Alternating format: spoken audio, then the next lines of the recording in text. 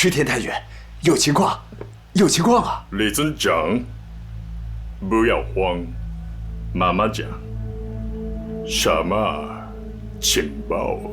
程家楼方向来了好多土八路，有多少人？多少人不知道，但是村子里已经住满了。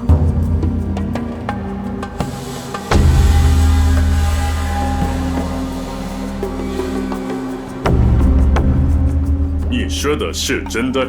是真的，绝对是真的。太君，太君，有情况！太君，情况，八路的情况啊！太君，有情况，八路的情况。什么情况？太君，有一支八路军刚从我们村子走。你为什么不走报告？我被他们关起来了。他们住了哪里？程家垄。太君，确实是程家垄。誰だ？東東海警備隊？何？八路軍を発見しただと？分かった、すぐ行く。全員集合して定家楼に向かえ。拿下娘子关的关键，就是我们的几路纵队能否按时到达指定位置。还有，把池田切断在娘子关外，不能让他回娘子关。报告，池田已经出来了，不是400人，好像还多。我们攻打娘子关的部队现在到哪儿了？已经进入阵地。同时，左路纵队、右路纵队还有中央纵队已经做好了进攻准备。天干物燥，小心火烛。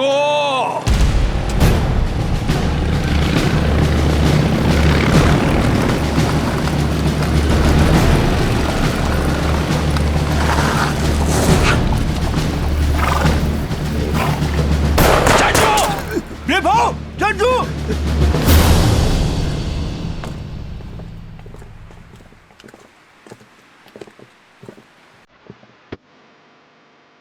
哎，这里有八路吧？有1、2千。那八路的人呢？听说他们要去打娘子关。娘子关？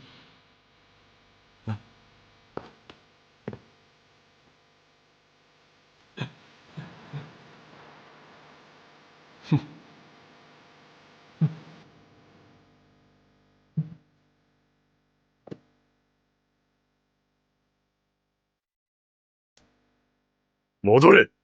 はい。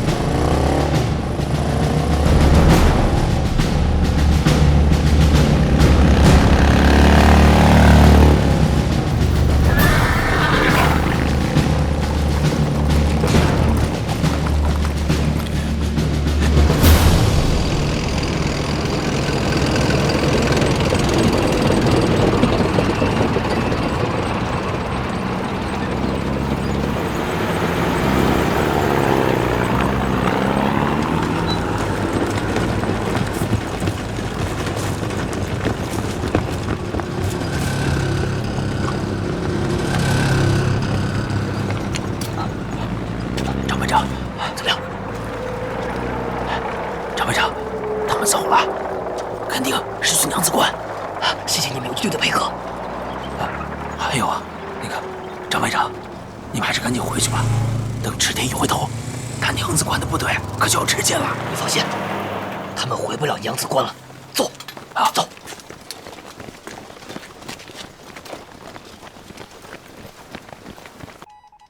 你是郭天民吗？是。池田该回去了，把他拦住，狠狠的打。明白。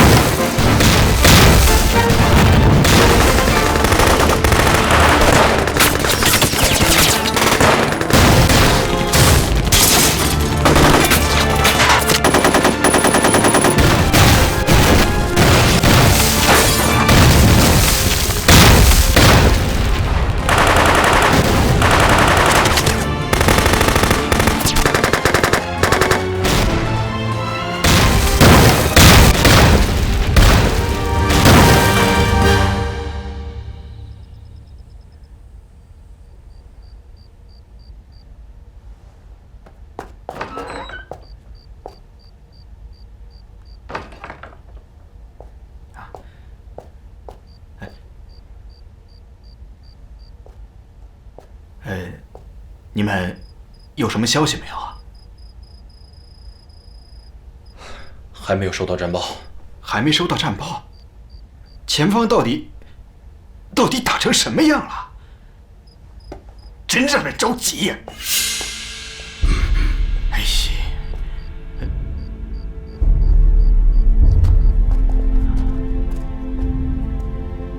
彭总，前方情况怎么样？看您休息了，没有打扰您。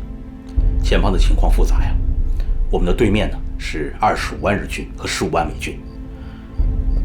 面对如此强大的敌人，实施突袭，无疑是凶险万分呐。敌人的兵力虽然强大，但是他们主要集中在中心城镇，依靠铁路和公路来调动兵力。只要我们切断了交通要点，敌人就会陷入混乱。现在关键是能否迅速夺取正太线、同蒲路和分离路上的战略要地。关键是开局啊！开局要是打得好，这场仗就赢定了。战报，刘伯承部来电，129师陈赓旅占领卢家庄车站，全歼守敌。卢家庄以西40里的铁路桥梁完全被我军破坏。战报，念，聂荣臻部来电，晋察冀军区阳澄5中央纵队攻克正太线、法吕岭、北峪、帝都等据点，全歼守敌。法吕岭至帝都的铁路桥梁完全被我军破坏。战报，念，陈载道、宋任穷来电，破坏平汉路邯郸至磁县铁路，由陈安出动之日寇，企图向我军侧击，已被我军击退。好啊，这下不光是正太线，就连平汉铁路也破坏了。战报，贺龙部来电，念，张东郡旅攻占康家会，全歼守敌，靖勒日军企图救援，已被我军击退。战报，念129师新10旅决死一纵队沿阳泉至榆次展开全线攻击，新1旅攻占平汉路丰乐车站。战报，山西新军攻击五寨县城。战报，晋察冀中央纵队攻克贾庄镇、东王社，全歼守敌。最新战报，红旗插上了娘子关。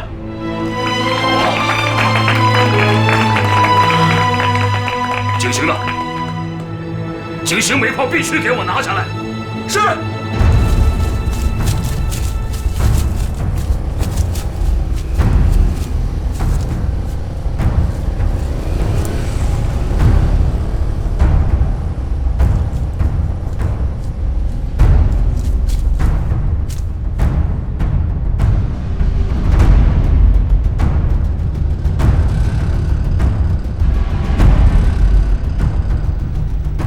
首长，你看看，3年了，没白天没黑夜的，这些煤全被他们倒腾到日本去了。这可全是中国人的血呀！这一次一定要摧毁它。矿上的弟兄们早就盼着这一天了。今天要让日本人好看了。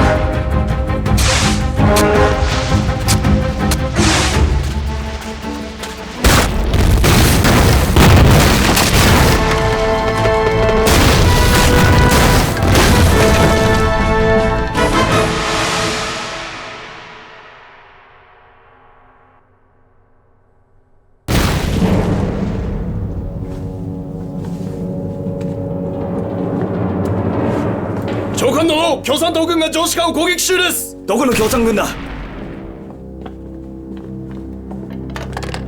おい、上司官を繋がらない？すぐに繋げるんだ。無駄です。軍部との電話でさえ繋がりません。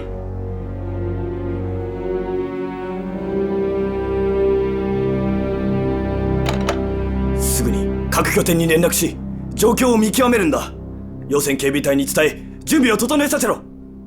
共産党は必ず要塞を攻める。はっ。長官だぞ。どうした？警讯扩张，同志们，迅速打扫战场！快快快快，迅速打扫战场！快，这还有2杆枪。迅速打扫战场！那边好，快撤离战场！快点儿！快走走，快小心！快快快，快，都快点儿！快跟上跟上！快快快，迅速撤离！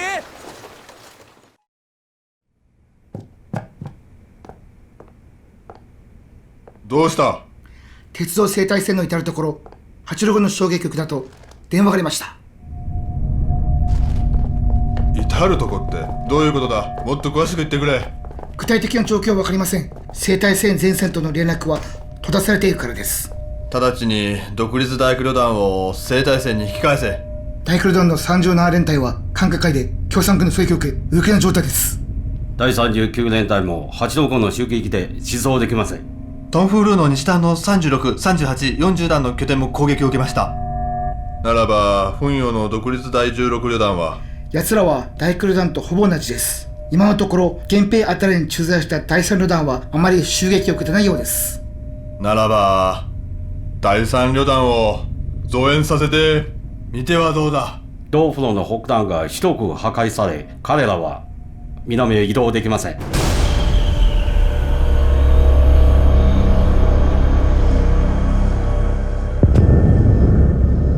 彭总，彭总，来尝尝我的好茶叶。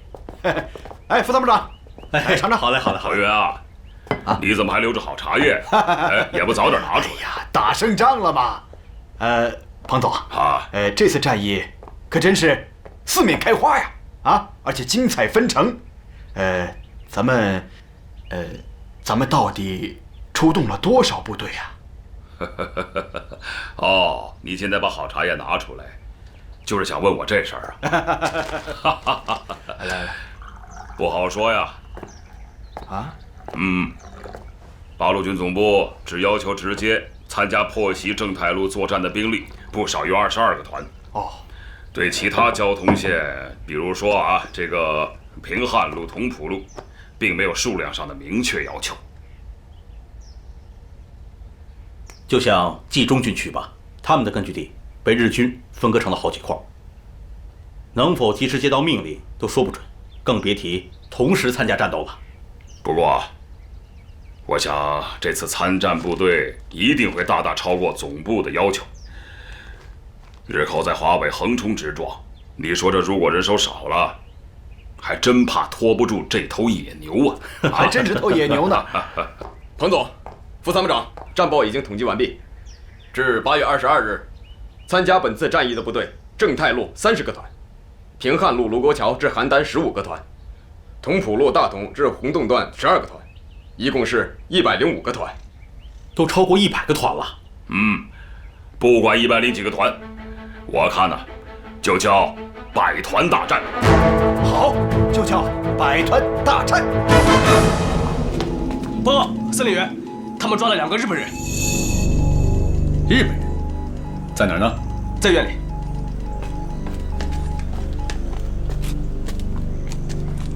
刚才不是说2个日本人吗？哪儿呢？就是他们，这是站长的女儿。站长被炸死了，他是罪有应得。去年矿上发生的瓦斯爆炸，这个该死的站长勾结日本矿长，为了保住煤矿好采煤，竟然下令封死了井口，1000多名矿工弟兄都死在井下了。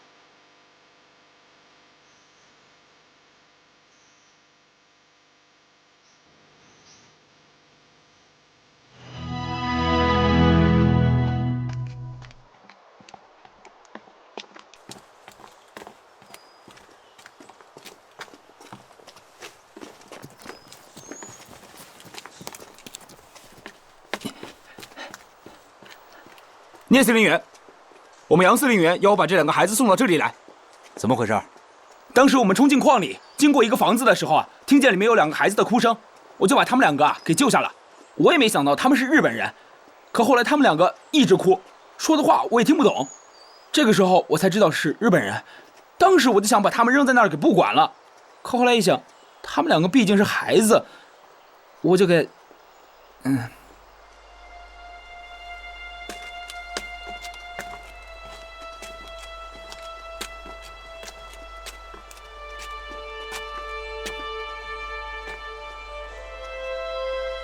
你是警情矿上的？是，司令员。司令员，一直是他们给我们带路，后来所有的矿工都参加了战斗。谢谢你。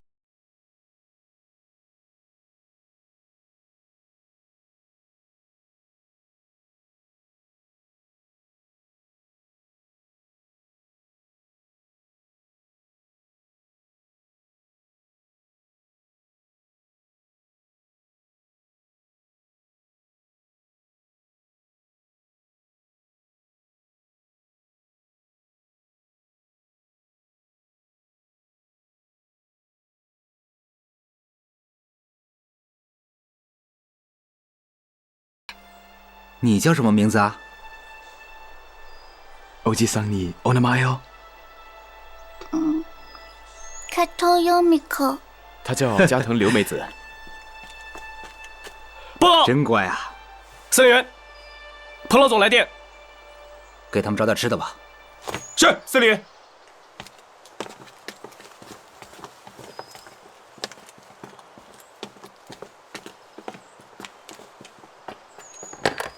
我是聂荣臻。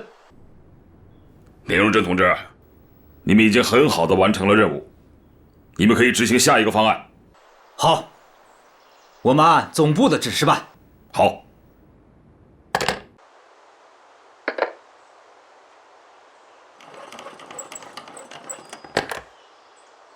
命令第1、2、3、20、15团骑兵团主力1分区特务营和第1、3游击队分区工兵连为右翼部队参加来源战斗，挺进军活动于桃花堡和繁山堡之间，阻击增援之敌。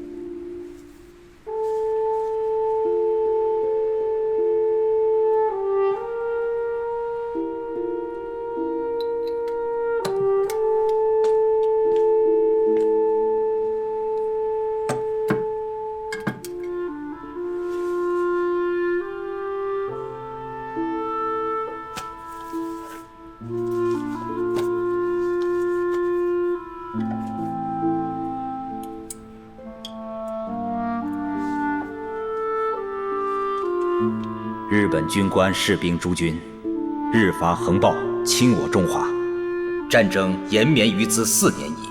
此次我军进击正太县，收复东王省，带来日本弱女2人，其母死于炮火，其父于矿井着火时负伤，经我方救治无效，不幸殒命。于此伶仃孤苦之幼女，经我方收容抚育后，兹特着人送还。我八路军本着国际主义精神，治人治义，有始有终，必当为中华民族之生存与人类之永久和平而奋斗到底，必当与野蛮之日伐血战到底。深望君等幡然觉醒，与中国士兵人民齐心协力，共谋解放。聂荣臻，8月23日。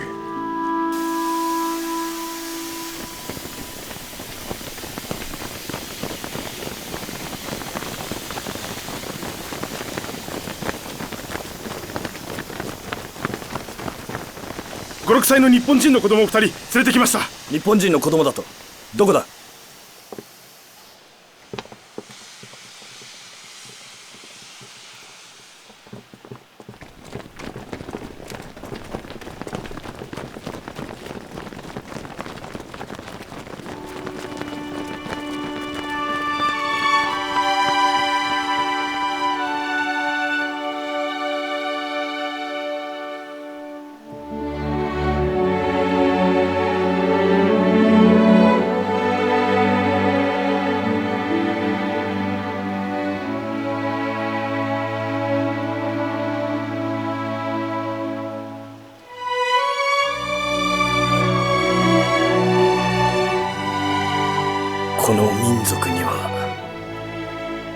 永遠に勝てないのかもしれない。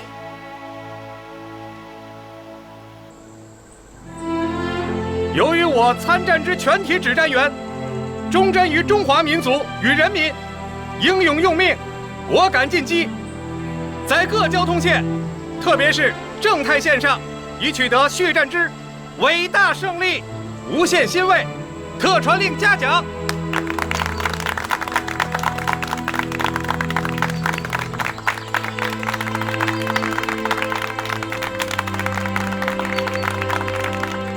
此次百团大战，是抗日以来我们华北战场上空前未有的、自主积极的向敌寇进攻的大战役，对于全国抗战形势与华北整个战局均有重大意义。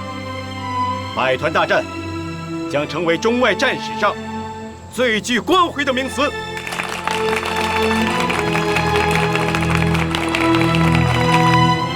望全体将士发挥最大之决心、毅力与耐力、顽强性、机动性，以再接再厉之精神，在现有续战胜利之基础上，猛烈扩大战果，完成战役任务。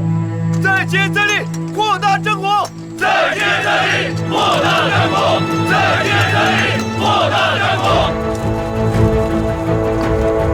百团大战破袭了日军华北方面军控制的平汉、津浦铁路北段、北宁、正太、平谷、北口、仓石、德石等铁路公路的全线和平绥、同蒲铁路的大部，多次中断交通，断其补给，并拔出了深入抗日根据地的一些据点，从而沉重地打击了日伪军的囚笼政策和巩固华北占领区的企图。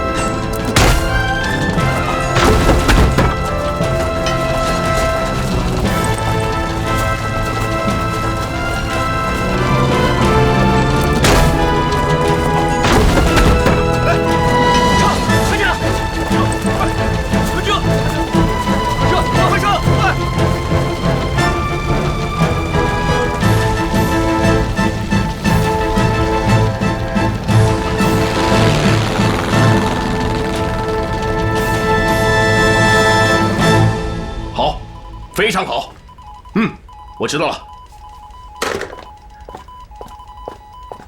师长、政委，战斗和你们所预期的一样，陈赓和陈锡联的宝压中了。征台路现在是既没有铁，也没有路了。啊！好。西大線を中断。東フロー中断。分離路も中断。兵艦線を中断させてはならん。兵艦線では河北での重要な通路だ。線路の安全輸送を確保せねばならん。事実上、兵艦線の運行中断はもう5日目になります。何 ?8 月20日から今日まで、兵艦線の沿線は8号後に零隻240回襲撃を受け、そのうち橋梁破壊19回、線路破壊67回、駅舎攻撃12回、通信施設も142回破壊されました。各警備隊も全力を尽くしました。我々は全く想像できず、残念ながら結局相手の攻撃を阻止できませんでした。なんてことなんだ。あんな粗末な装備で訓練もされていない軍隊がこんなに強い戦力を持っていたとは。どういうことなんだ。そうです。共産軍のゲリラ戦術は非常に巧みだと聞いておりましたが、大規模集団攻撃もできるとは知っておりませんでした。共産軍の編成が小さいですが、競争指揮官は豊富な軍事経験と相当高い指揮能力を持ってます。今まで八路軍の総兵力が10万人を超えないと我々の判断力は明らかに間違っていました。それと奴らの組織力と負けじ魂も我々の想像以上でした。確かに八路軍は質でも量でも家屋戦場の主力となっている。だから我々は戦略を練り直し、共産軍を今後の軍事上の主敵とするのだ。いいか、分かったか。はい。田司令官に打点せよ。私は北営にて面談する。百团大战，我们八路军把日寇打瘫了，打懵了。但是敌人并不甘心失败，他们调集了华北方面军第1军、驻蒙军和华北方面军的直辖部队，并从国内抽调兵力，新编组了一个101混成旅团，对我抗日根据地实施报复性的扫荡。这其实是日军作战的一个规律，每次失败之后必然出兵报复，失败的越惨，报复的越凶，而且常常是败兵刚刚收队，企图趁我抗日军民消化胜利果实的时候，打我们一个措手不及。所以啊，日寇的这次扫荡一定比以往更加残酷。经过2个月的战斗，我们各个部队都相当的疲劳了，但是在这个时候，我们就更应该发扬连续作战、不怕牺牲的作风，保卫抗日根据地。总的部署是这样的：平西地区的反扫荡作战应以游击战为原则，消耗疲劳敌人，但不做大的决战。129师应以不少于3个团的兵力逼近正太路，120师以4个团的兵力破击雁门关南北之同浦路，冀中军区应以有力部队破击平汉路。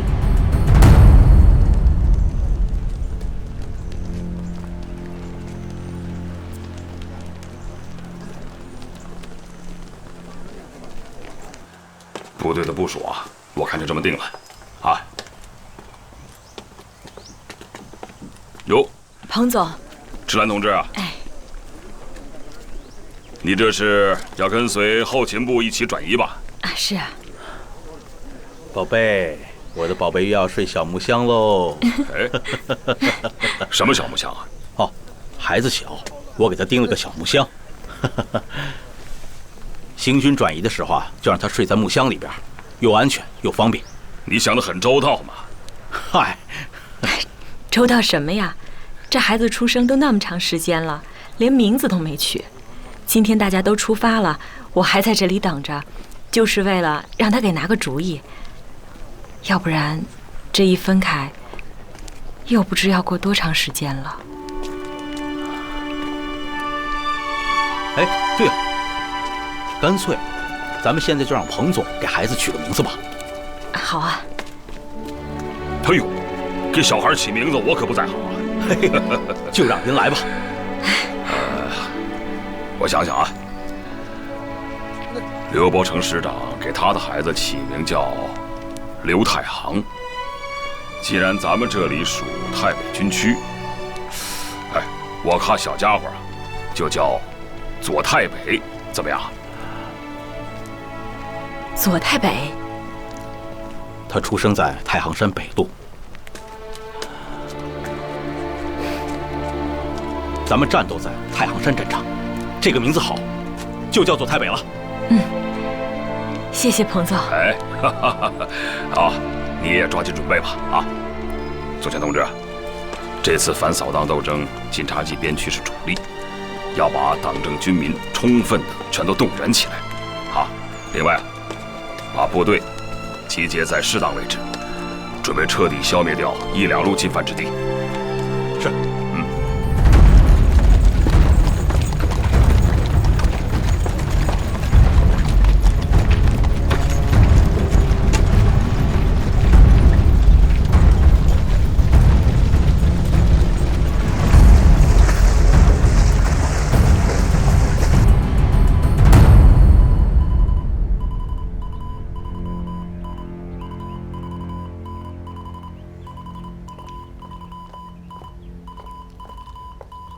彭总，刚得到的消息，日军36师团钢骑大队已经到了关家那。这里，距离我们这里只有13里地。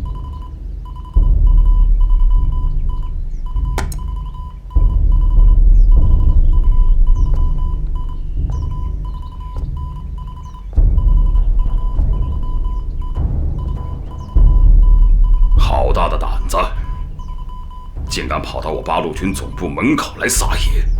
送到嘴边的肥肉，咱可不能不吃啊！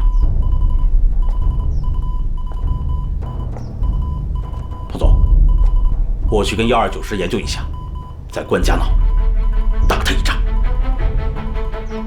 好。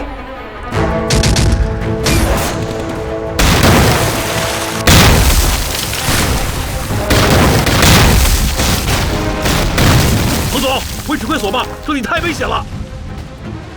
第3次攻击又失利了，战士们打得很苦啊。这里的地形对我们十分不利。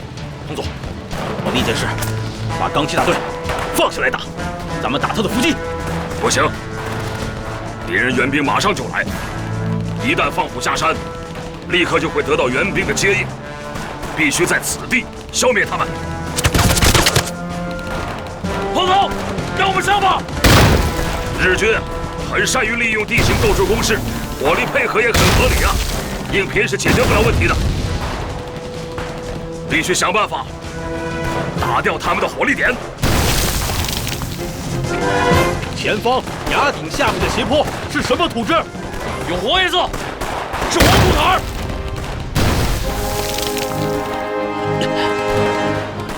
慢到，扑上去，靠近了打他。是。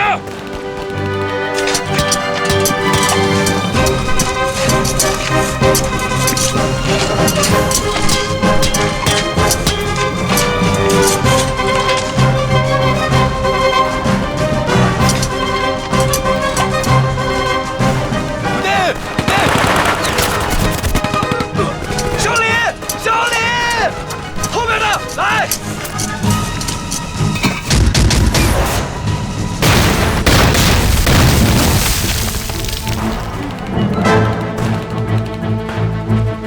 同志们，继续挖！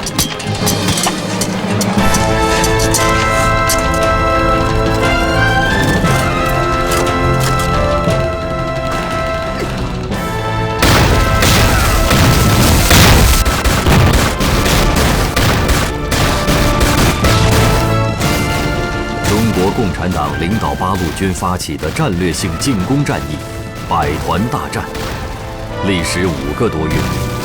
仅在前3个半月中，共进行大小战斗1820余次，攻克据点2990余座，歼灭日伪军46000余人。此役，八路军伤亡17000余人。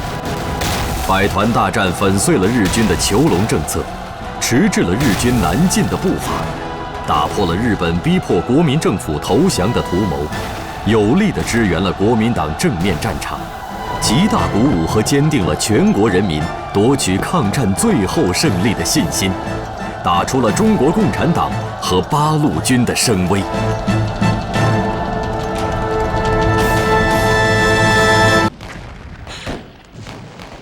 总司令，总司令，敌人就要打过来了，这里太不安全了，请撤到安全的地方。苏联顾问，伤兵和文艺兵都撤了吗？全部都安全撤走了。这我就放心了。你们知道吗？军人除了保家卫国，更重要的是什么？那就是忠诚，忠诚于国家，忠诚于民族。是啊，司令取自近臣，意思就是竭尽自己所有的热情、热忱和忠诚。自七七事变以来，司令被人诬陷为汉奸，身体和精神上备受煎熬，所以司令每次战斗都是抱定必死的决心。在临沂，如果我牺牲了，那正好是以死明志。可是我没死，而且我们打胜了，我们打败了百元师团，我也就没什么必要明自己的志了啊！我们现在要做的就是好好杀敌。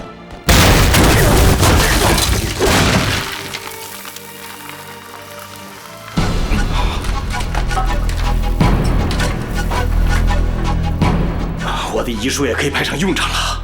司令，总司令，好，这样死了好，死得光荣，对国家、对民族、对长官，我心里踏实了。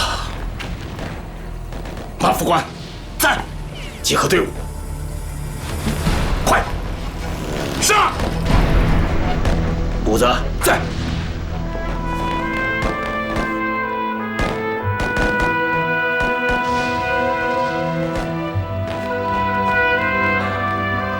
把我的枪拿来。是。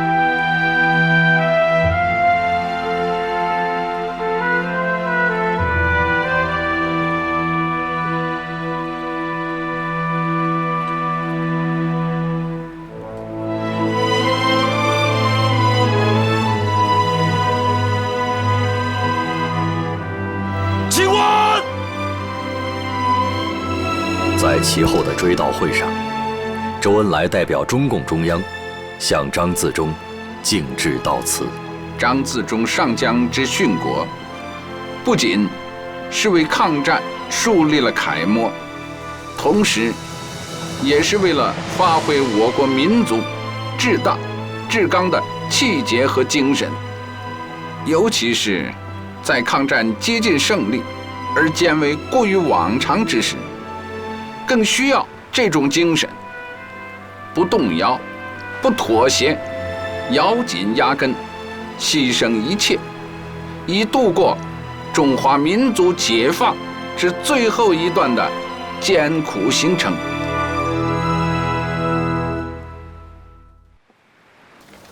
1940年5月21日，德军直趋英吉利海峡，40万英法联军被围逼至法国北部的敦刻尔克，等待撤离。5月26日晚18时57分，英国海军部下令开始执行发电机行动。上千艘各色各样的船只前往敦刻尔克，运送英法联军撤离。直至6月4日，总共有33万人撤回英国，其中英军约21万人，法军约9万人。敦刻尔克撤退后，法国形势危急。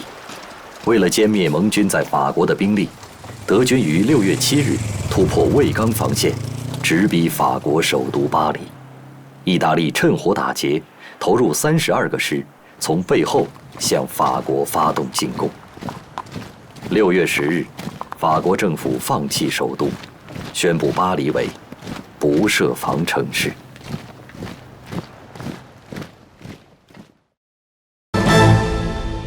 周老总，又是一份战报。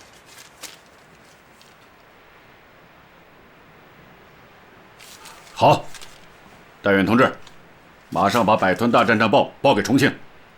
以前是1周一发，从这个战役开始要1天一发。告诉重庆，八路军在打仗，而且在打大仗。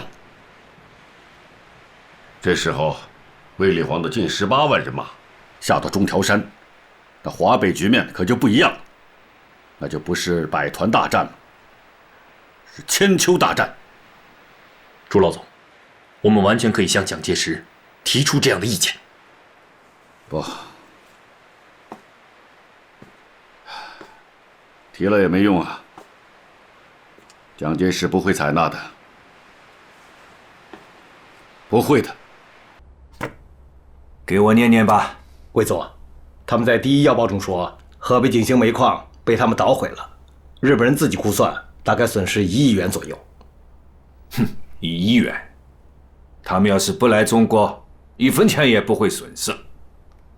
另外，第18集团军司令部和野战政治部报来的战报，他们分4个方面。魏总，我是不是捡重要的向你汇报一下？不，全都念吧。是。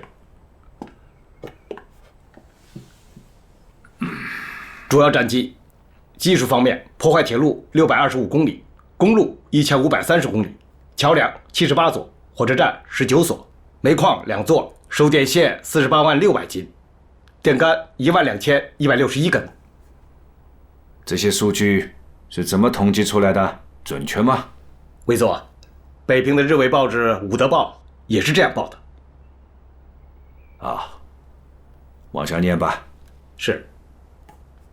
歼敌情况：毙伤日军10250名，俘虏日军94名，伪军679名，汉奸183名。好，这才是涉寇的实实在在的损失。下面是我军的伤亡情况。我军？啊，魏总，这是他们的口吻。好，是。もしもし。はい、了解です。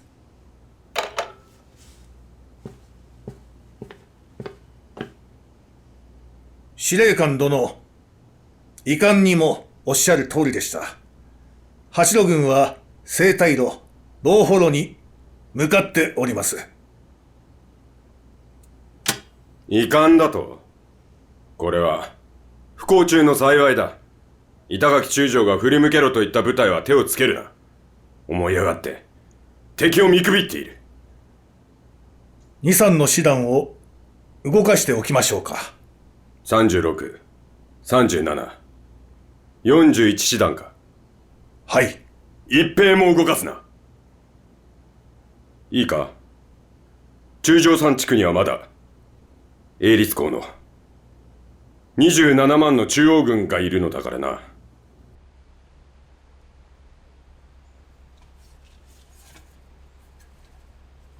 这个剖析正太路的战况，我是天天都要看的。可以讲，这是自南昌战役以来我最关心的事情之一。你看，可是打的还是很艰苦。这个我晓得。连刘师长、贺师长也都上了前线，还听说日本人使用了毒气。陈锡联所部伤亡大吗？上千人。上千人。转告陈锡联，他在阳明堡一战，政府是要给他记功的。另外，我已经命令委勒王所部配合第18集团军的行动，可不知道为什么你们在二少就停止了行动啊？第一阶段到9月10日，第二阶段马上就要开始。如果说第一阶段是为了破袭正太路，第二阶段是为了扩大战况。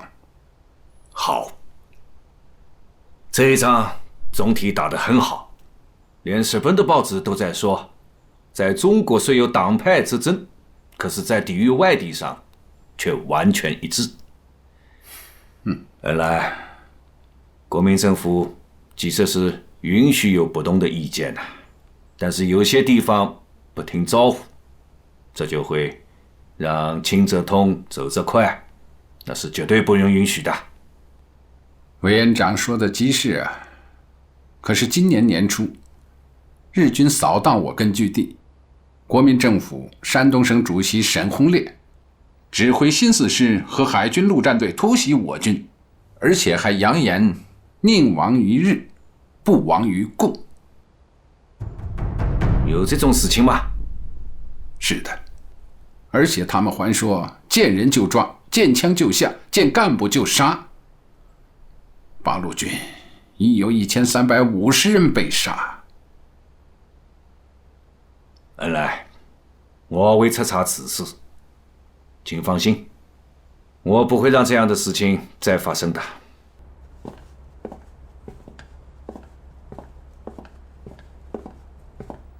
委座，委座，他们还是真的抗日的。简生在，讲讲你的看法。委座，这一仗确实打得很好。好在哪里？这一仗打击了日寇的气焰，从那几天的日伪报上来看，确实是把日本人给打晕了。但是也把我给打醒了。这几年，政府一直在应对着日寇，而收获了对他们的防范。中共短短的几年间，一下子跑出来了百团大战，这还没算上他们在山东的主力115师、新四军及各地的散兵游勇。如果再加上这些，他们该有多少个团，多少人马？两位都计算过吗？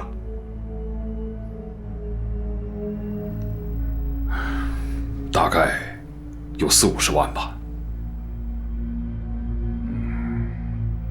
委座，您再下一个限制令。限制令，我是要下的。短短几年间，他们有几万人，就变成了几十万人。如果抗战再有个3年，那他们不就是有100万之众了吗？不过，考虑到美国的对华援助，这个限制令我已经不好再下了。简生，在，这件事就由你去办吧。是，听委座安排。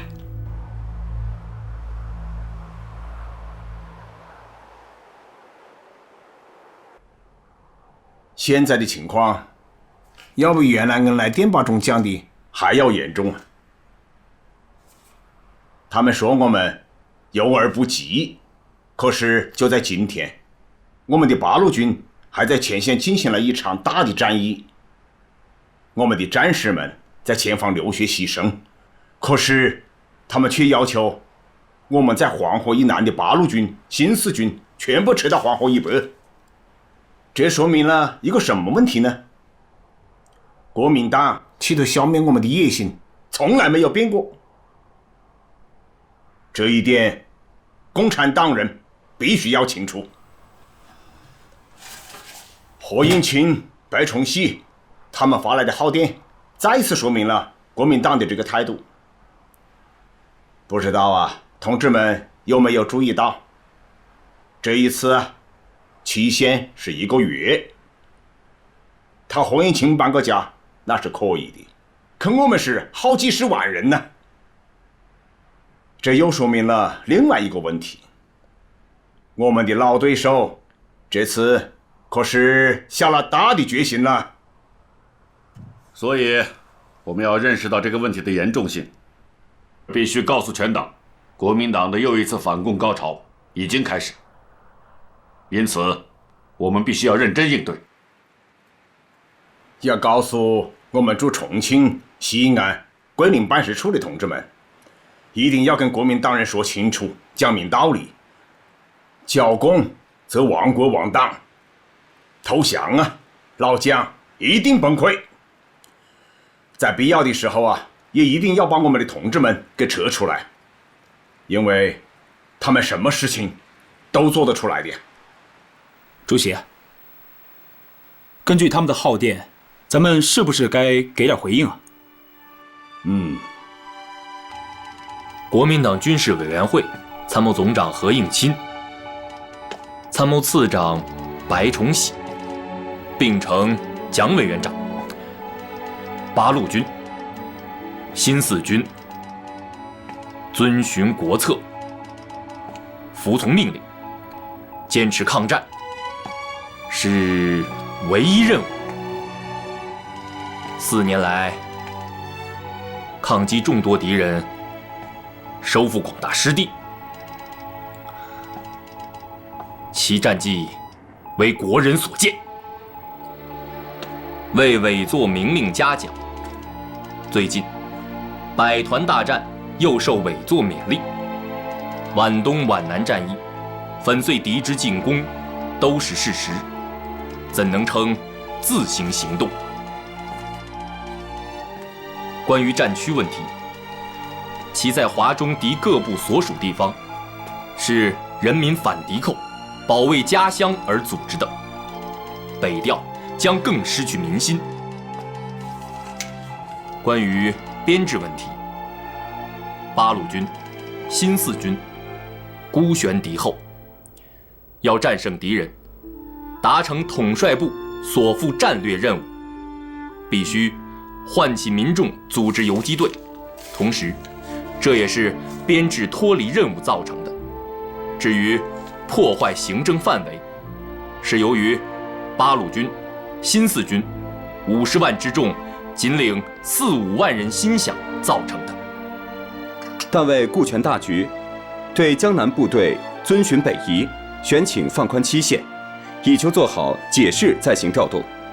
对于江北部队，因是遵循委作庐山讲话和告同胞书而组织的抗日武装，为保证完成抗日任务，应给予八路军、新四军扩大编制，增加定额，补充粮饷及医药。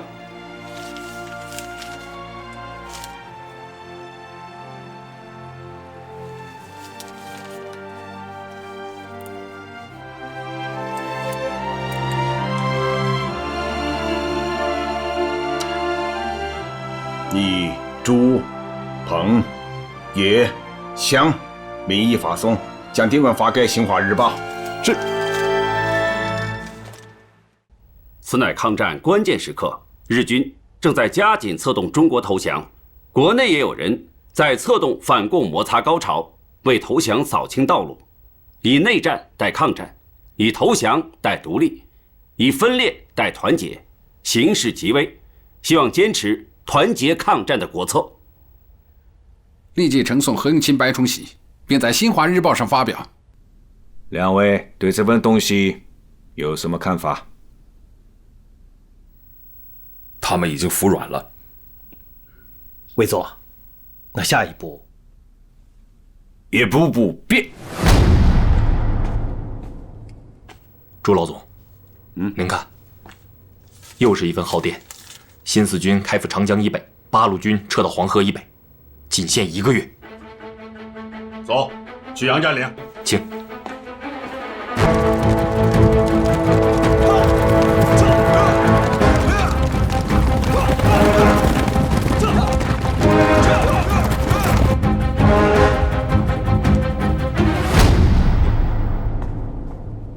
主席，几点？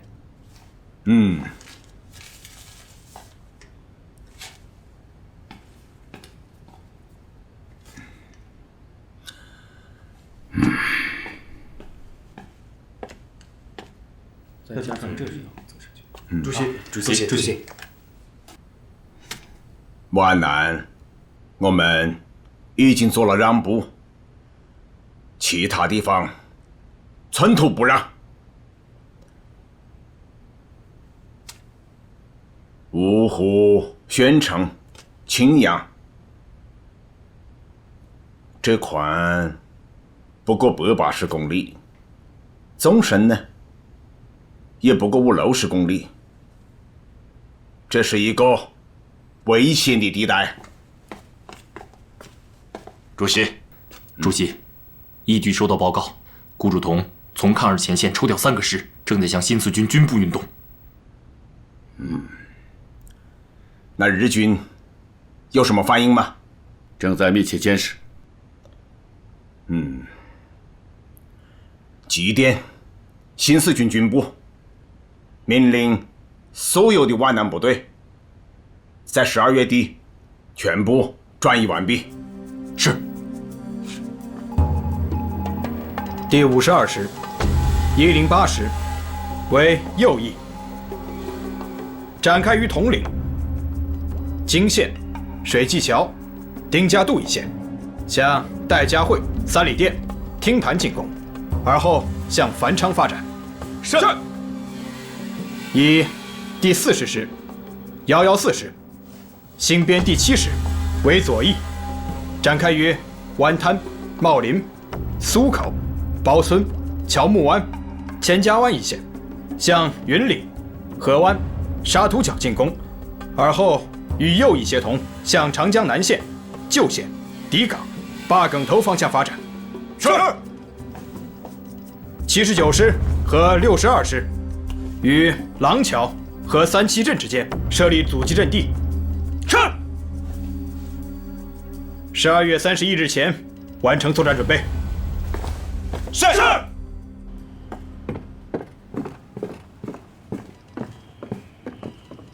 国民党は我が軍の正面から7個師団を引き上げました。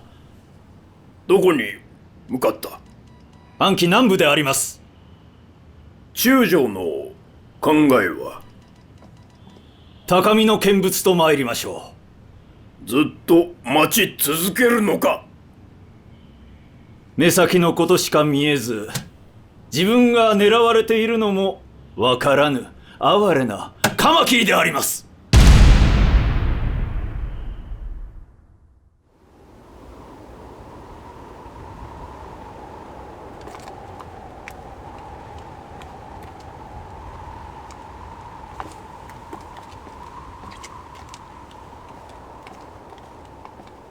首长好。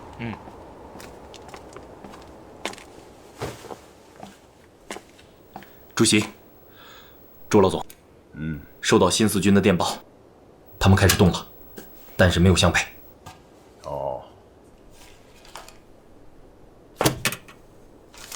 动了。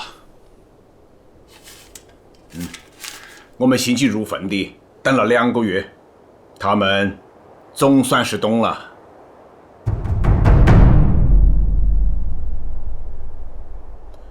不管怎么说，动了就好。让他们向北，国民党会在苏南布下口袋。有这个可能。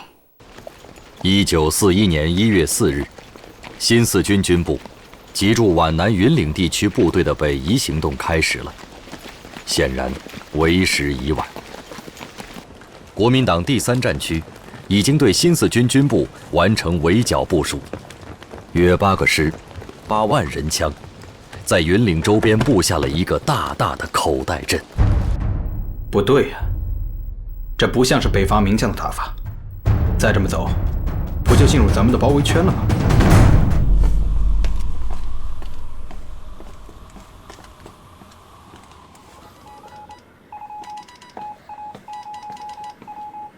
有什么消息吗，老总？主席。哎，情况怎么样啊？报告基地。念。他们改变了行动方向，不是向苏南，而是向西南。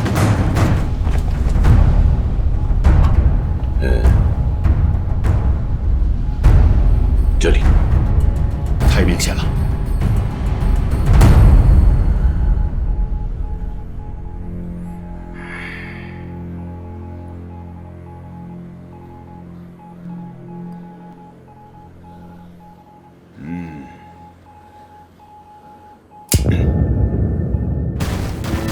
元月6日，国民党第3战区司令长官顾祝同部奉蒋介石命，对北移新四军采取行动，严令彻底加以肃清。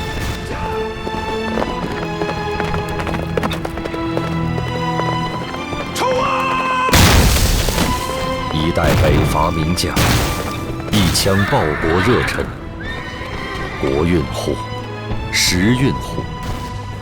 不公可忍，不平可忍，唯同室操戈，兄弟相残不能忍。叶挺将军的命运遭际，令人唏嘘悲愤。皖南事变悲剧，激怒了国人，也震惊了世界。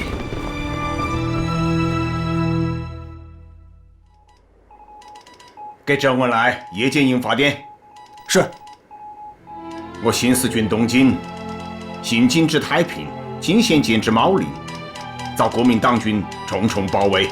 已过6日，突围不出，望给予国民党方面交涉，即日解围，放我军东进北上。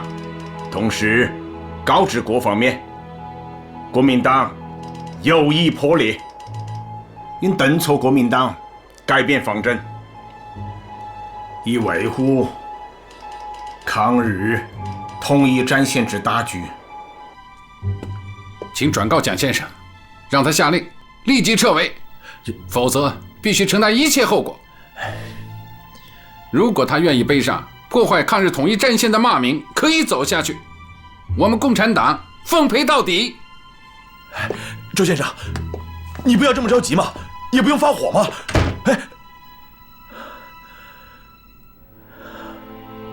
我就是要发火！我告诉你，上官云相，这绝不是误会，你们早有预谋。有一点你们必须清楚，你们现在围住的只是新四军的军部，新四军还在，八路军还在。我同意刘少奇、陈毅12日的来电。苏北准备包围韩德勤，山东准备包围沈鸿烈，限他们10日之内准备完毕，待命攻击，以应对蒋介石准备歼灭我皖南新四军9000人的计划。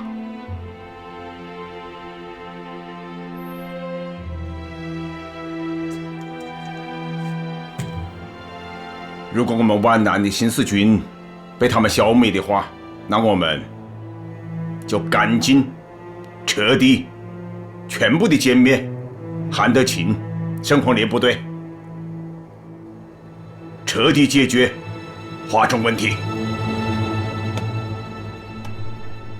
回复周恩来，我的意见是：一，茂林方面可以停止进攻，这已经不是问题了。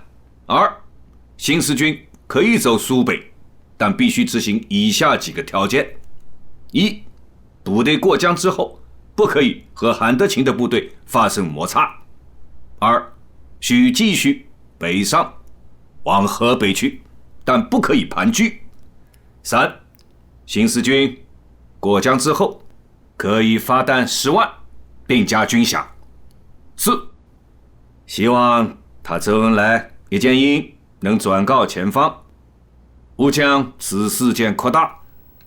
那委员长，周恩来他懂得的。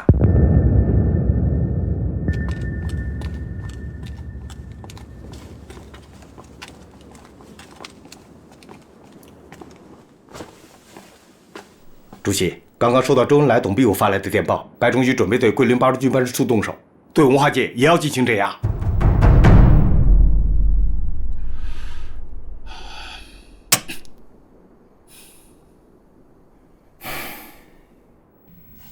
委员长，这是以朱德、彭德怀、叶挺相应名义发表的抗议。朱德、彭德怀把陆军都出面了。苏联大使馆已经召回我们，他们的大使想面见委员长。是吗？苏俄向来对我中华民国的内部事务都很感兴趣啊。遵照毛泽东同志的指示，我已经第2次向蒋介石交涉，要求他们立即撤围。可是前线到现在还在打着。Тогда мы обязательно прекратим поставки оружия. Вы на меня можете полностью надеяться. Я имею влияние на процесс. 都不要想吓唬我们，什么美国佬、俄国佬，都不要想插手我中国的事业。共产党只为抗日存在，也可以发展，但是不可以做大，这就是底线。谁要想突破这个底线，我将动员党政军逼其就范。我要做如下调整：任命汤恩伯为瓦泊区总指挥，任命王忠廉为鄂中区总司令，冯治安为湘西区总司令。开始进攻，限期2个月。另外，对外宣布新四军是叛军，撤销其番号。军长叶挺革职，交由军事法庭审判。副军长项英坐骑接纳，归案讯办。新四军皖南突围部队9000余人，在顾祝同部约8个师、8万人的围攻下，除2000余人突围外，其余大部壮烈牺牲或被俘，军长叶挺被扣押，副军长项英遇害。叶挺自此开始了漫长的国民党监狱生涯。快点，别走，别打我们，别走，等什么呀？别走，快走，快点，快入手我们，快点，快走，快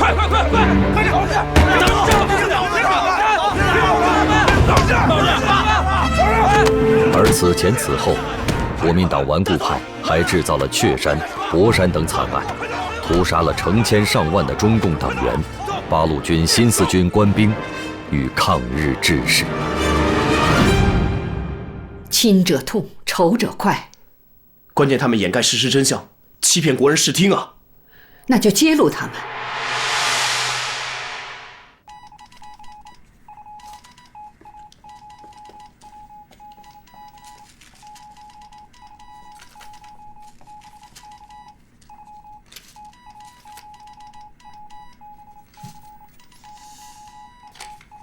同志们，我还是那句话，我们要用革命的两手对付蒋介石反革命的两手。一方面命令边区的一切部队做好准备，应对国民党的进攻；另一方面3句话，还是统一战线，还是团结，还是抗战。毛泽东的话说得好，还是统一战线，还是团结，还是抗战。这是何等之胸怀，这是何等之气概，这是中国人民在黑暗天空里的彩虹，这是山雨欲来前的雷电。把皖南事变真相公开信马上给蒋介石，一定要明确地表示，我们要求释放叶挺。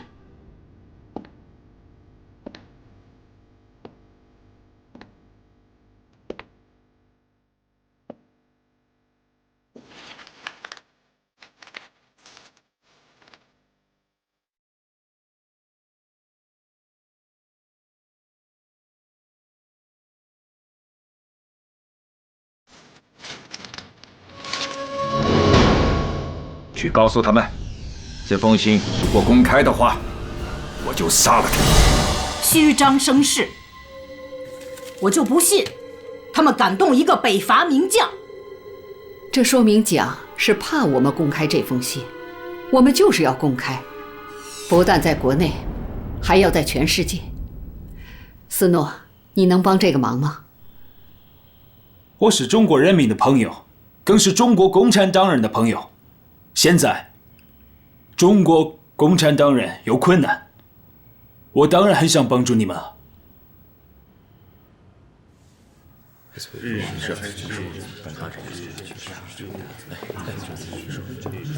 书记，周书记来了，都到齐了吧？到齐了，到齐了，到齐了。好，党中央充分地研究了当前的形势，蒋介石已经下了与我党破裂的决心。这与当前国内外的形势是分不开的。日本国内有些人在向蒋介石要橄榄枝，在我们国内呢，投降派的苗头也在上升。所以蒋介石做出这样的决定并不奇怪。根据刘少奇建议，毛泽东同志主张，在政治上要全面揭露蒋介石的阴谋，在军事上先取防御战。另外，组织决定撤销部分办事处，干部迅速撤离。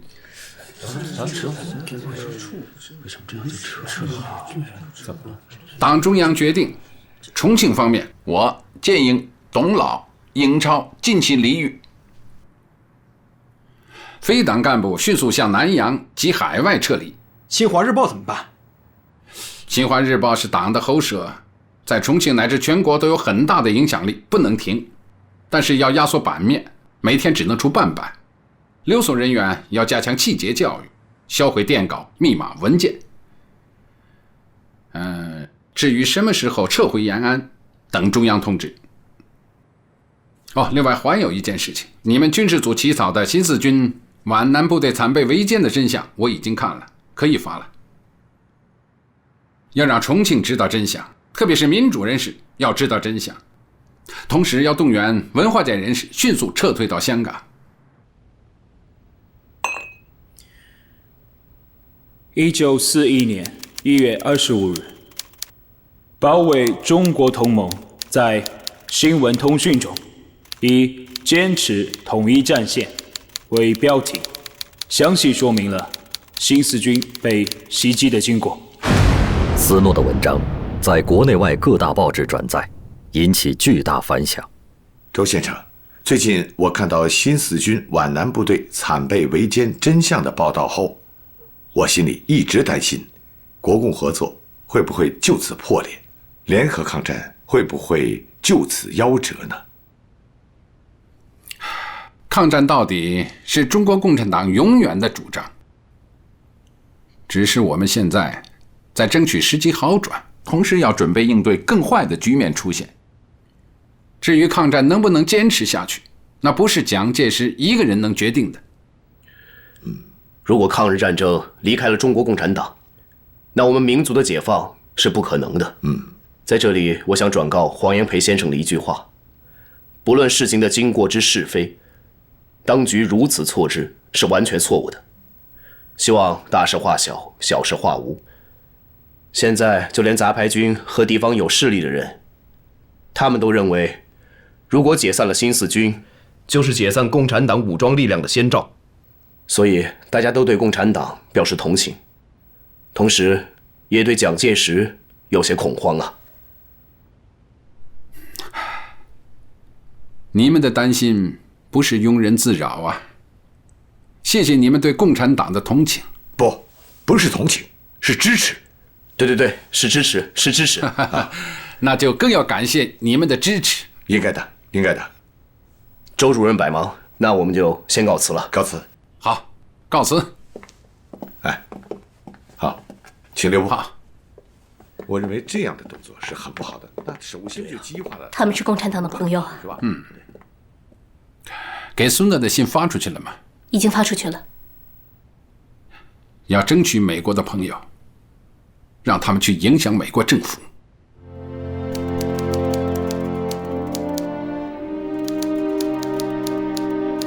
Well, I'm very surprised about the incident, but I must say that my opinion on the matter is... Mr. President.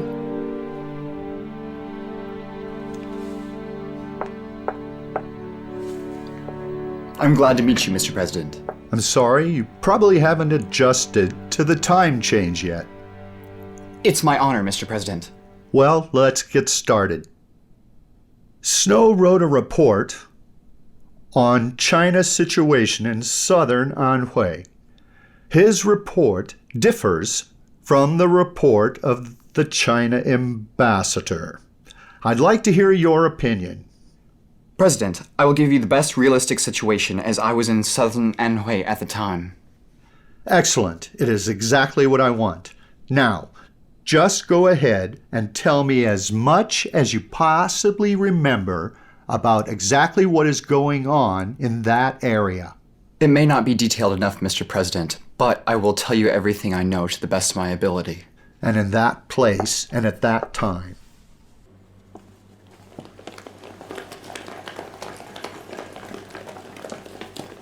Mr. Prime Minister, do you have any comments regarding the new Fourth Army incident? Let the British ambassador to China tell Chiang Kai-shek, civil war will only strengthen Japanese attack, which is something the British Empire does not wish to see.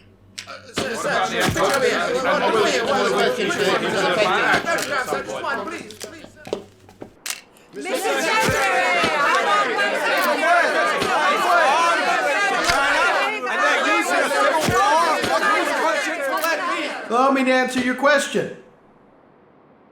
If China decides to restart the Civil War, Chongqing will not receive any financial aid from the United States. Thank you. That's it. No more questions. Я хочу, чтобы ясно дали понять националистическому правительству Китая, что Советский Союз не хочет видеть гражданскую войну в Китае.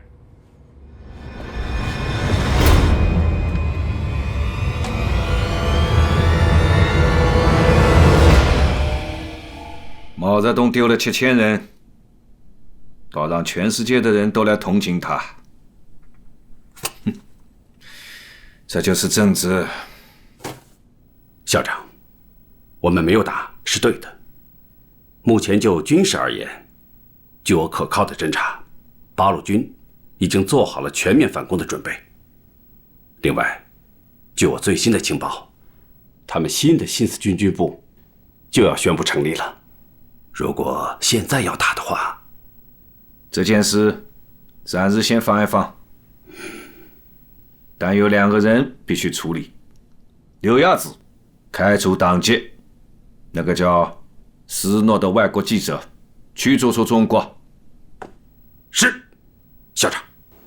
中共中央革命军事委员会关于重建新四军军部的命令，任命陈毅为新四军代军长，张于毅为新四军副军长，刘少奇为政治委员，赖传珠为参谋长，邓子恢为政治部主任。主席，朱老总，这份命令要不要报重庆？不要。在蒋介石对于新四军的问题没有满意答复之前，八路军停止一切对他的承包，包括战报。我们也不向他们申领经费，他们若有来电，八路军办事处可以接收，但是不回复。1941年1月25日，新四军新军部在盐城成立。华中的八路军、新四军统一整编为新四军的7个师和1个独立旅，共9万余人，成为坚持华中抗战的中坚力量。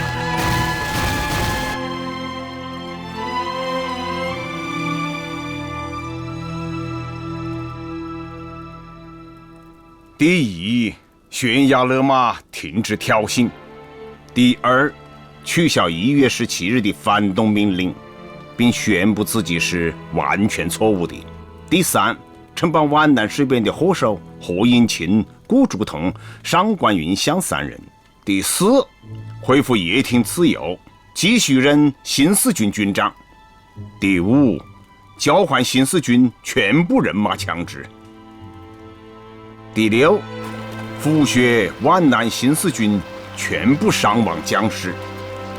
第7，撤退华中的部队。第8，平回西北封锁线。第9，释放全国一切被捕的爱国政治犯。第10，废止一党专政，实行民主政治。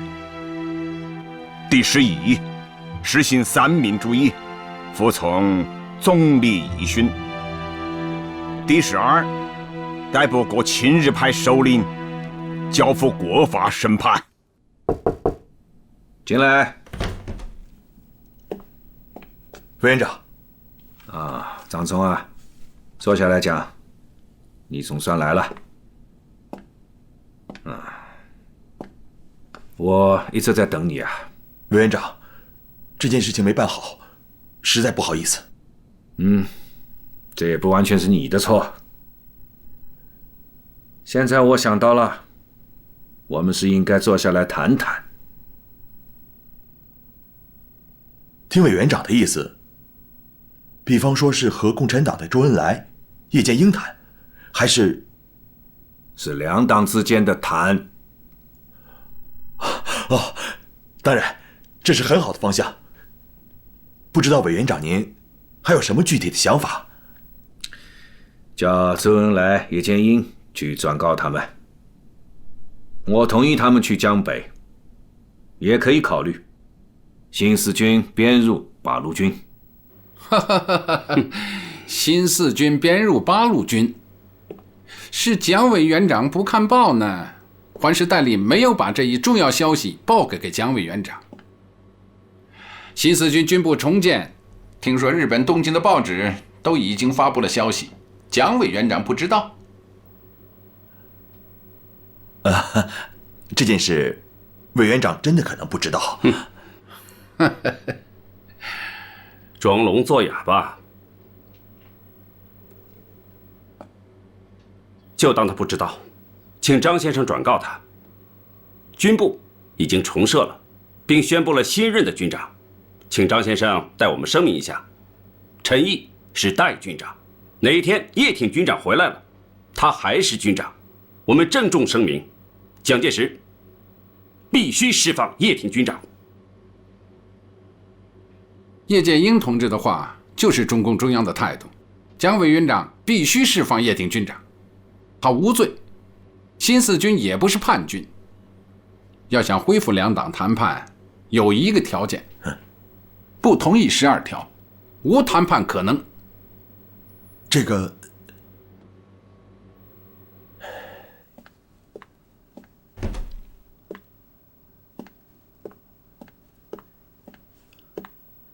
魏佐，罗斯福的代表居里提出要见周恩来啊。罗斯福的代表？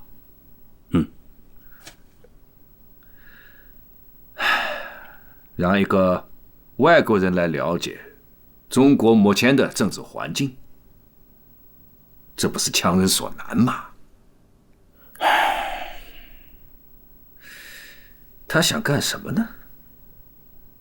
魏佐，罗斯福想干什么，我们决定不了啊。告诉他，周恩来回延安了。这个恐怕，因为听说是斯特朗向罗斯福传的口信，美国议员比我们清楚皖南究竟发生了什么，比我们还清楚。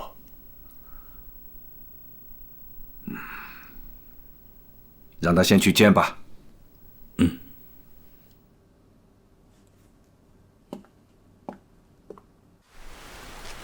请转告居里先生，中国共产党最担心的不是我们损失了多少人、多少枪，而是痛心这些力量没有用在抗击日本帝国主义的战场上。这也是罗斯福总统担心的。日本南进最大的阻碍，就是全中国人民团结抗战。如果这种局面被打破，那是罗斯福总统不愿意看到的。正是为了这种团结的大局，我们才全力避免冲突。但是蒋介石不肯放弃反共，不改变反共政策，势必导致中国内战，使抗战停火。日本是一定要南进的。美国赞成中国统一，反对日本。一旦中国分裂，美国将很难援助。当然，蒋介石他们在没有内部和外部的压力下，是肯定不会改变什么的。我同意您的分析，但是蒋介石还没有明白。请用茶。I really talked enough today. 我已经讲了很多了。 The point that I want to make is that you have to achieve the resolution with the communists. If you don't, there is no way the American government or the American people can continue to support you, either economically or militarily. 有任何的进展。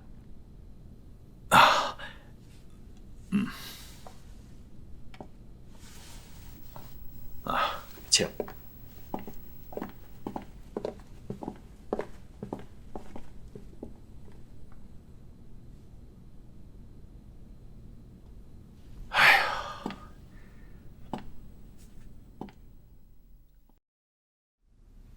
外交上，3个大国向我们施加压力。日本人那儿啊，又展开了新一轮的军事行动。共产党在政治上是全面进攻啊，真是让人心忧啊。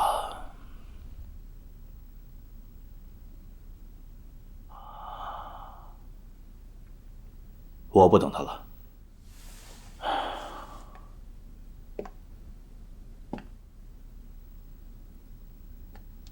建峰，他心里装的没一件顺心的事情，你好好的照顾他。知道了。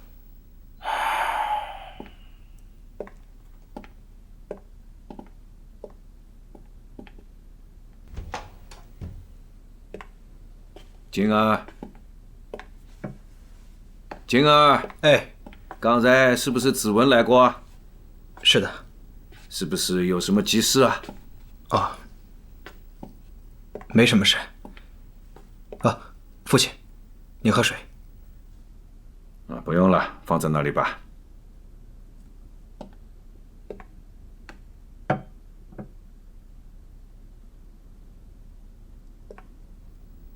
很难吧，父亲？中国的汉字里，难就是难，不要加个很。可以放共产党一马吗？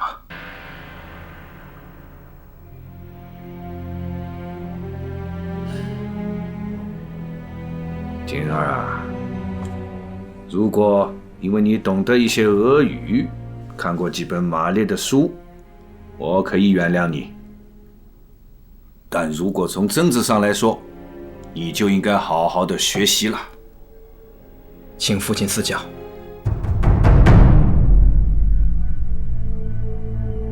不抗日，亡国；不反共，就是亡党。怎么讲？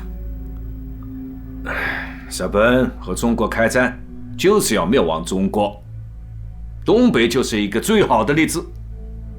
不抵抗，就等于是死。满洲国是什么？是另一个国家的意思，是日本的附属国。可是共产党和我们打了这么多年，难道你还不明白吗？去看看他们的党章就晓得了。不做大可以共同抗敌，做大了就是统一我们。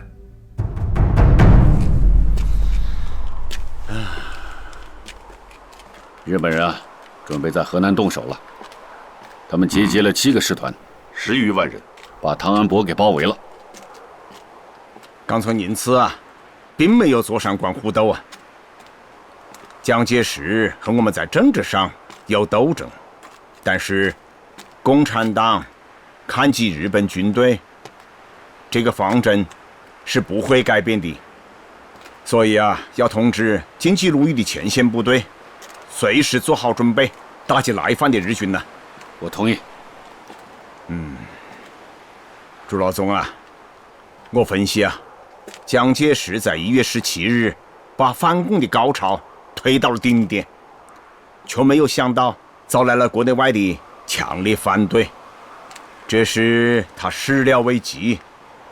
我判断，接下来啊，他可能会有所妥协。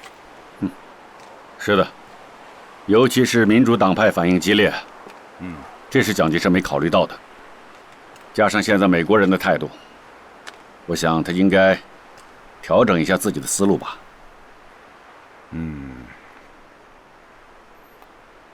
那么，咱们也得改变一下自己的思路啊。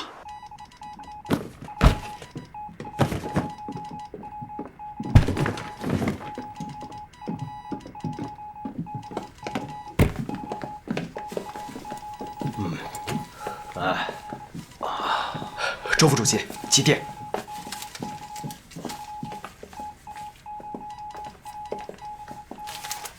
啊，来，大家都过来一下。来，我把毛泽东同志刚刚发来的电报给大家传达一下。毛主席说，以我观察，他们非求得一个妥协办法不可。敌人进攻得如此之急，1月17日命令如此不得人心，他们的计划全部破产，参政会又要开了，非想个办法更加于他不利。好，党中央再讲下一步棋。破坏抗日的大局一定是不得人心的。我想，毛泽东同志一定是想到了即将召开的第2届全国参政会。参加参政会的人员名单是在皖南事变前10天公布的。本来呢，我们是有7个人要参加，毛泽东同志是要和你们一起参加的。原定是3月1日召开，没有想到发生了皖南事变。可是我们提出的12条至今没有得到明确的回复，你们说我们还能参加吗？是不能。我听美国的朋友说，罗斯福代表居里留在重庆没有走，就是为了观摩这个大会的。如果我们不出席这个大会，那蒋介石就无法向民主党派和罗斯福交代了。民主党派给我出了个主意，沈钧儒、黄炎培他们对我说，我们以参政员7个代表的名义，将12条作为提案交给大会。哦，那要谢谢他们啊，给我们出了一个十分高明的主意啊。怎么会弄成这样啊？这分明是共产党的彻底决裂呀！哎，你再去找周恩来，人家既然把12条提到了参政会上，我们应该有个态度才是。既然提到参政会上，人不参加会议怎么讨论？又怎么表决？石杰兄，你是真不明白吗？人家是让委员长先表态，他们不信任我们。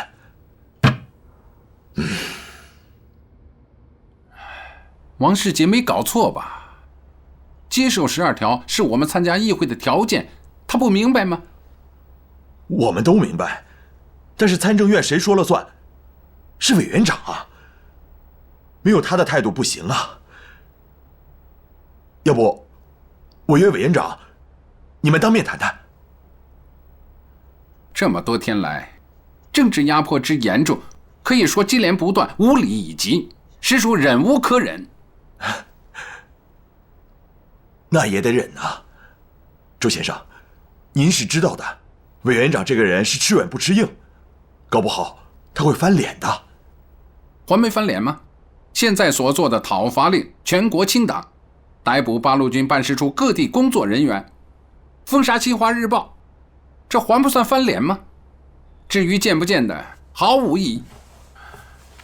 还是让我们涉过黄河的那一老套，还能有什么？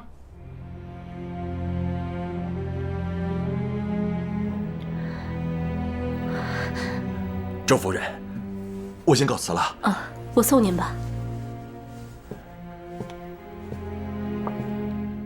周先生，这些我都会跟委员长说的，但是我真为你担心呐。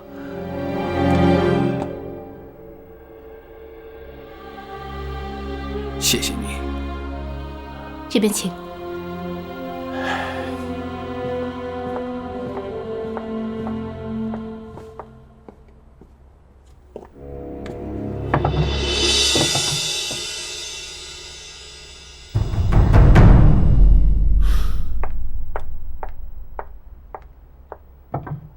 别在这儿站着。现在我就算躲到防空洞里，也不安全。你先忙吧，我给中央写份文件。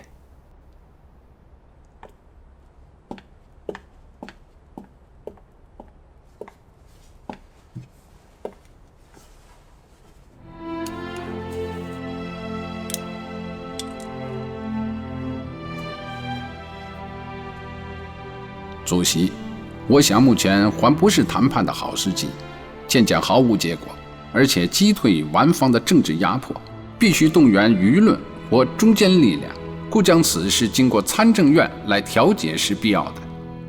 我一切都准备了，即他捕杀讨寇，毫无所惧。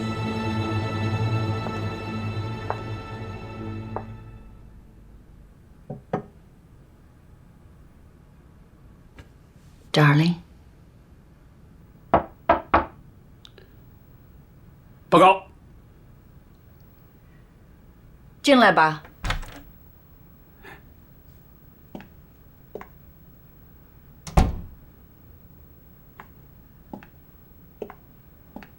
校长，夫人。Darling。啊，雨诺。在。于先英走了吗？2月1日就走了，是何总长签发的通行证。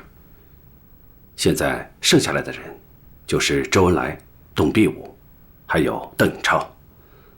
另外，《新华日报》每天只出半版。啊。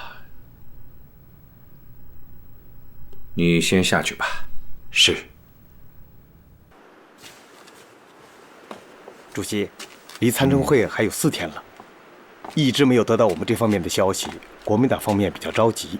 今天上午，张冲又找到周副主席，拿出蒋介石的几点意见，希望周副主席向中央汇报。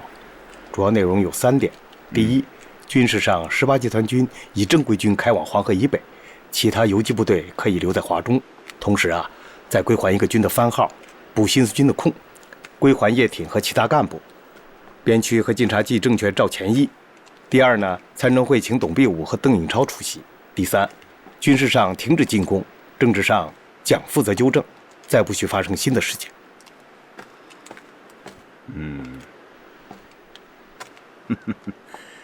看来国民党方面已经是走投无路，软下来了。还得再给他们加码。给恩来同志发电报，除非12条能够满意解决，并求有保证之前，绝不参加参政会。这口吻不等同破裂吗？责任在国民党，我们为挽救破裂，故提出12条。还有个消息要告诉你，我可能要回去讨论12条，做些完善。这12条公还能收回吗？董必武、邓颖超能出席会议吗？不可以。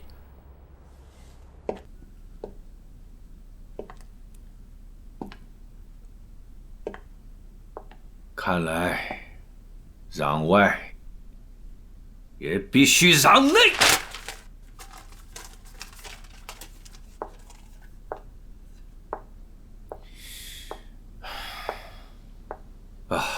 Darling， 我想我们还是应该让一步。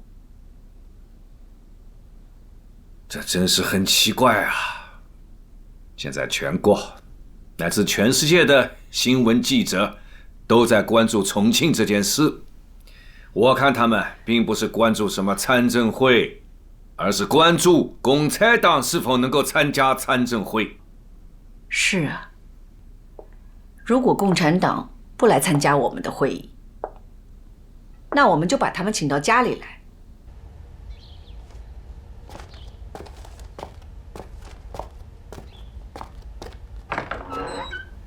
主席，这是八路军驻重庆办事处发来的电报。哦。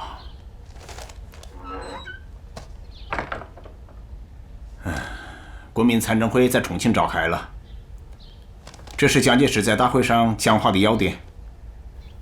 蒋介石在讲话中虽然继续攻击我们中共，但是他不得不向参政会保证，以后绝对不会再有剿共的军事行动了。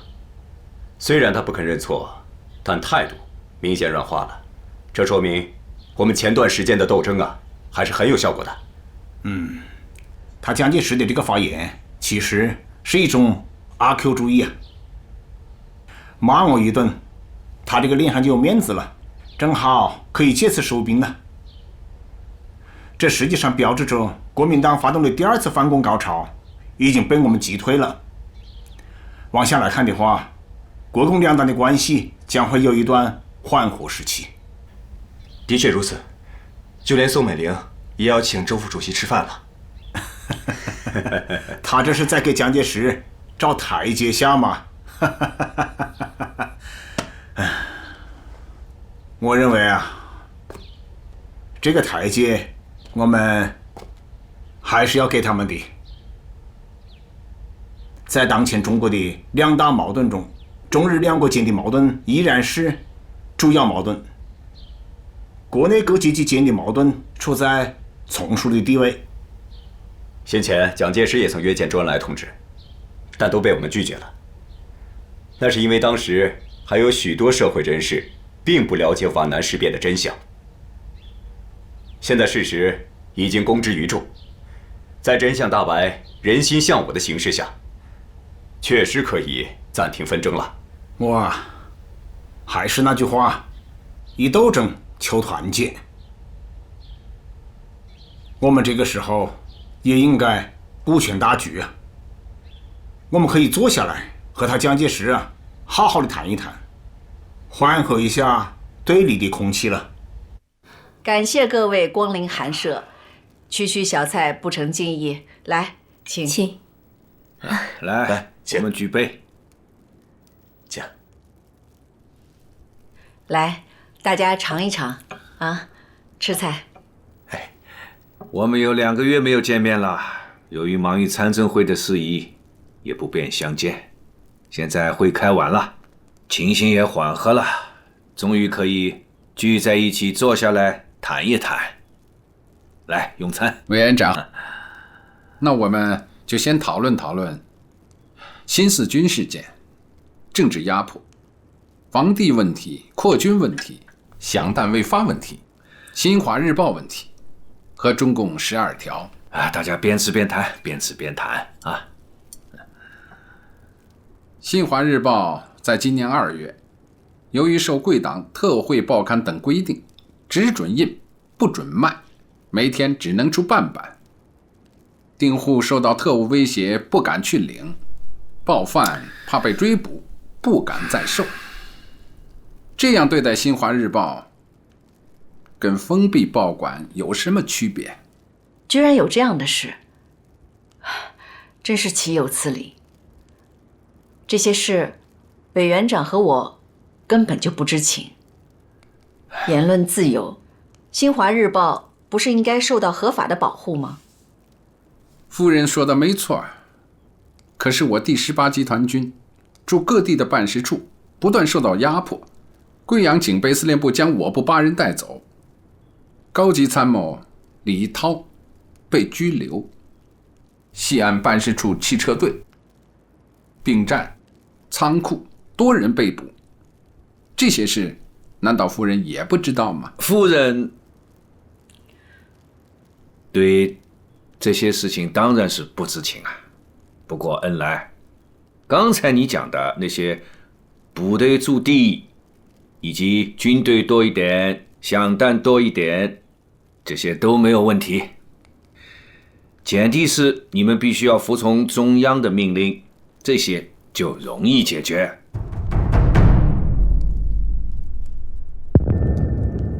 周部长、周夫人，那些都应该是下属所为。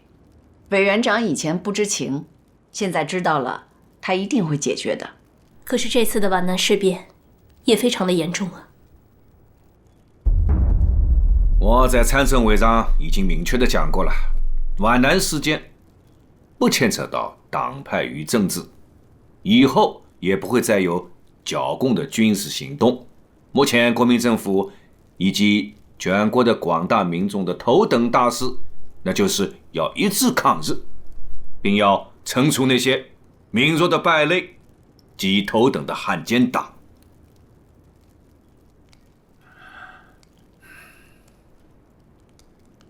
至于我们之间还有什么问题没有解决的话，我希望能继续精诚团结，长期讨论。来，请用餐。千古奇冤，江南一夜，同是操戈，相煎何急？委员长，皖南事变只会让新四军和华中抗战根据地走上新的一页，新四军也只会成为共产党领导的指挥的队伍。从此以后，这麻雀恐怕要满天飞了。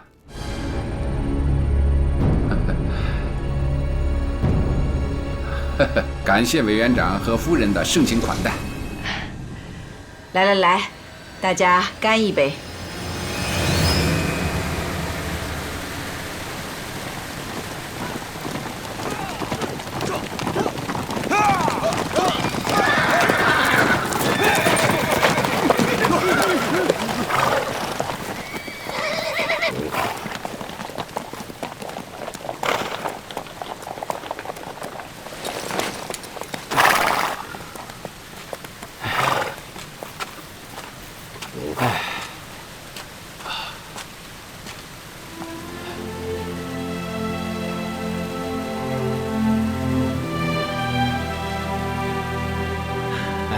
朱老总啊，咱们有一关过去了。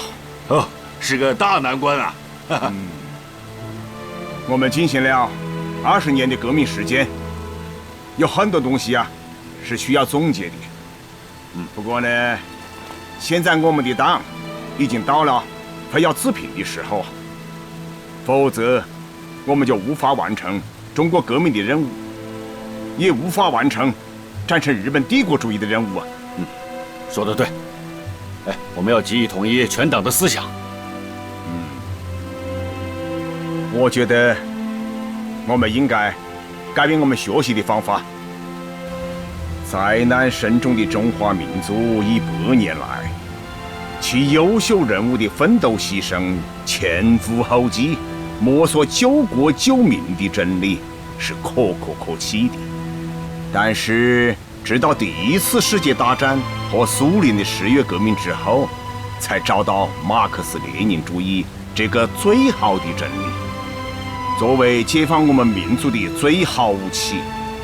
中国共产党的20年，就是马克思列宁主义的普遍真理与中国革命具体实践日益结合的20年了。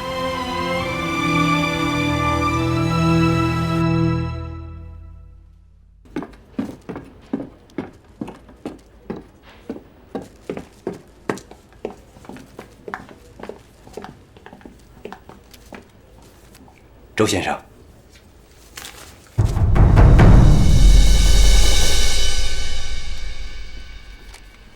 来，写得真好啊！是啊，这就是马克思列宁主义的普遍真理与中国革命具体实践啊！严老板，不是跟你说了，没有十分重要的事情不要来办事处吗？今天可是重要的事情啊！什么事情？昨天我参加了一个酒会，会上有一个喝多了的德国军官跟国民党的一位官员说，德国最近要进攻苏联。情报准确吗？准确。当时他是用英语说的。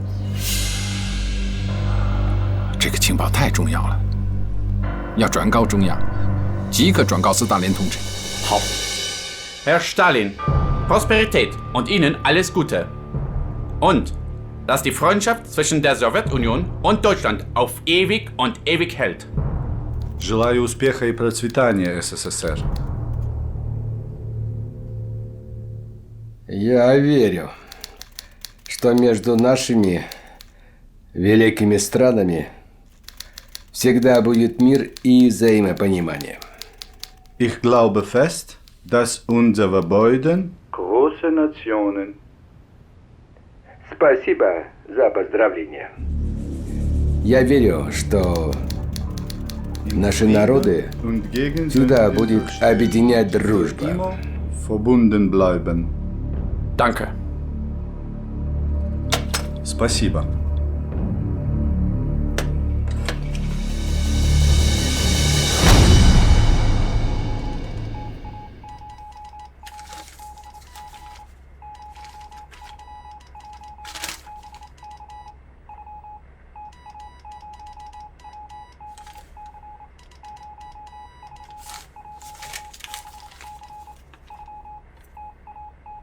德国要入侵苏联？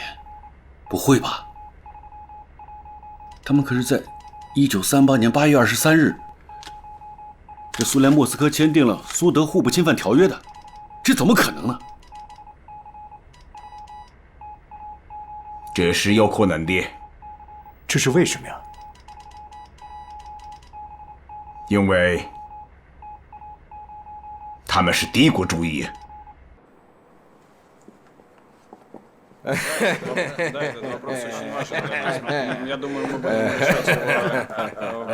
Он всегда рассказывает смешные анекдоты. Товарищ Сталин. Что?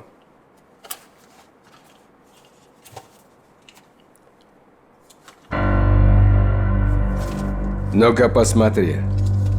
Что ты думаешь, такое возможно? Это очень непростой вопрос. Но я доверяю нашей разведке.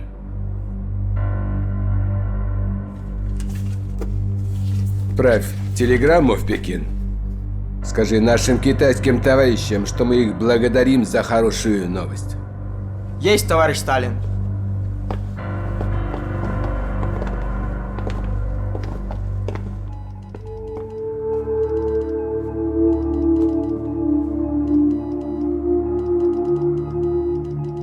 Unser neues Hauptquartier, die Wolfschanze.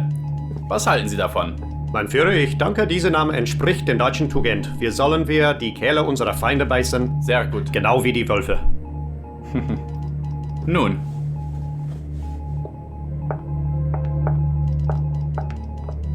Danke sehr. Bitte sehr. Helfen Sie mir doch bitte beim Schreiben eines Briefs an einen Freund.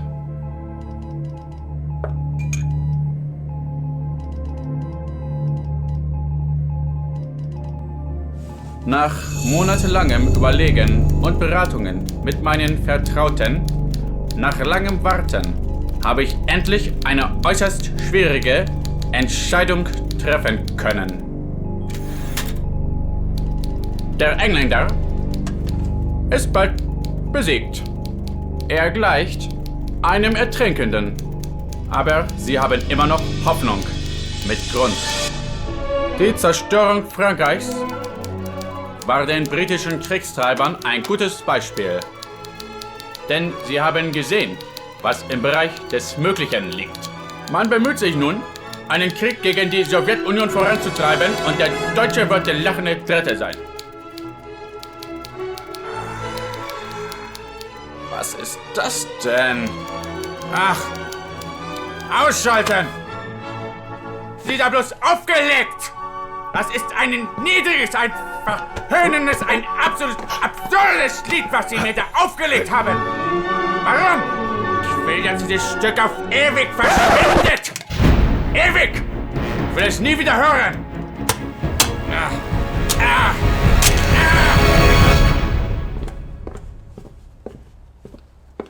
Товарищ Сталин, немецкий офицер, который перешел на нашу сторону, сказал, что Германия нападет на Советский Союз утром 22 июня. Я не верю. Этого не может быть. Я думаю, это какая-то провокация Гитлера. Ты что думаешь, Тимошенко? Товарищ Сталин, надо дать приказ личному составу готовиться к войне. Все войска должны решительно реализовать план сражения. Решительно. Не надо делать поспешных выводов. Мы не можем совершить ошибку, чтобы дать Гитлеру повод для нападения. Все, идите.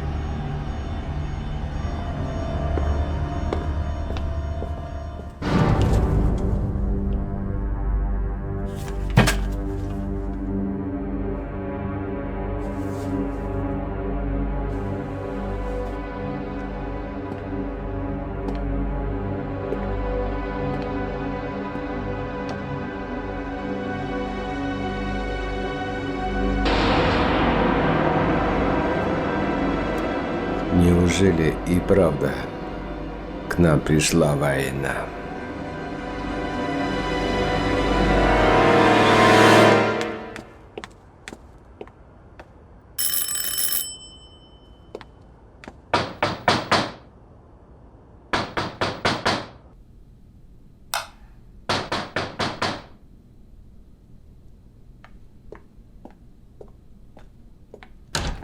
Sta dormendo. Per favore, svegliatelo. Ho una notizia esplosiva da dargli. Vieni pure.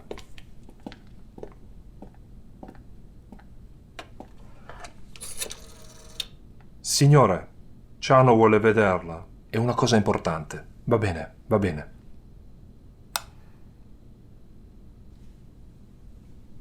Cazzo! Mio re Benny addormentato! Chi è? Chi è? Ci sei? Sono Ciano, ho delle cose da informarti immediatamente. I tedeschi di venire qua! Hitler! Ah! Che cazzo vai, Hitler? Mi chiamo tutte le volte lo fossi rossù e fottesimo cane di guardia. Chi c'è? Chi c'è? È molto importante. Vengo a fare rapporto. Dammi.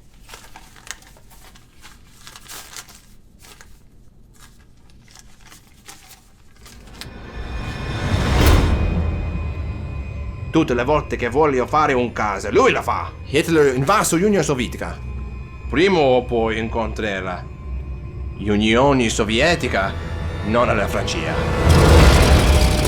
1941年6月22日凌晨3时30分，德国空军出动1200余架飞机，其中水平轰炸机510架，俯冲轰炸机290架，歼击机440架。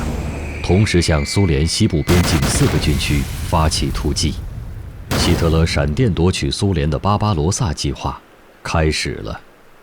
Немецкие самолеты уже бомбят Киев, Минск, Иркутск, Хабаровск, даже Казахстан. Поэтому все воинские части начали мобилизацию. По сведениям Кузнецова, Северный, Черноморский и Балтийский флота готовы к сражению. Все готовы к сражению. Все готовы. Алло, товарищ Сталин. Алло, товарищ Сталин, вы поняли меня? Товарищ Сталин.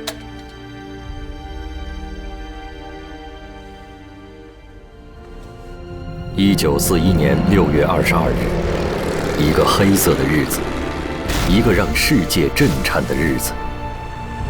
这一天拂晓，法西斯德国的铁甲履带碾碎了从波罗的海到黑海苏联1800公里长的边境线，也碾碎了全世界200多个国家20多万期盼和平的人民的心。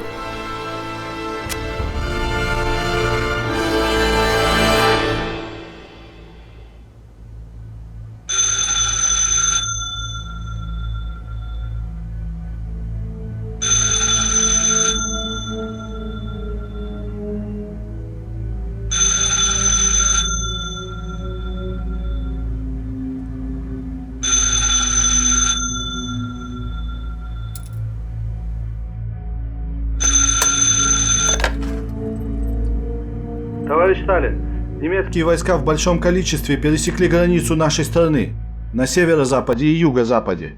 Мы видели очень много танков. Мы несем большие потери. Вы меня слышите? Алло, что мы будем делать? В центре мощнейшее танковое наступление.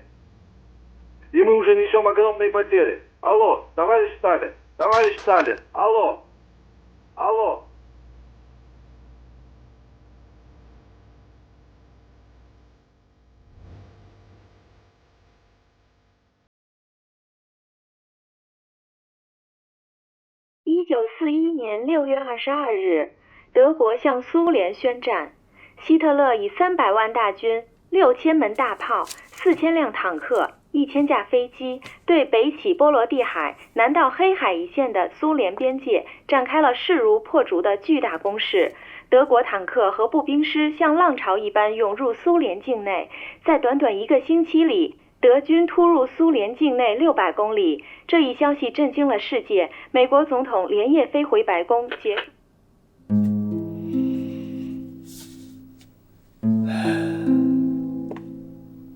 法西斯，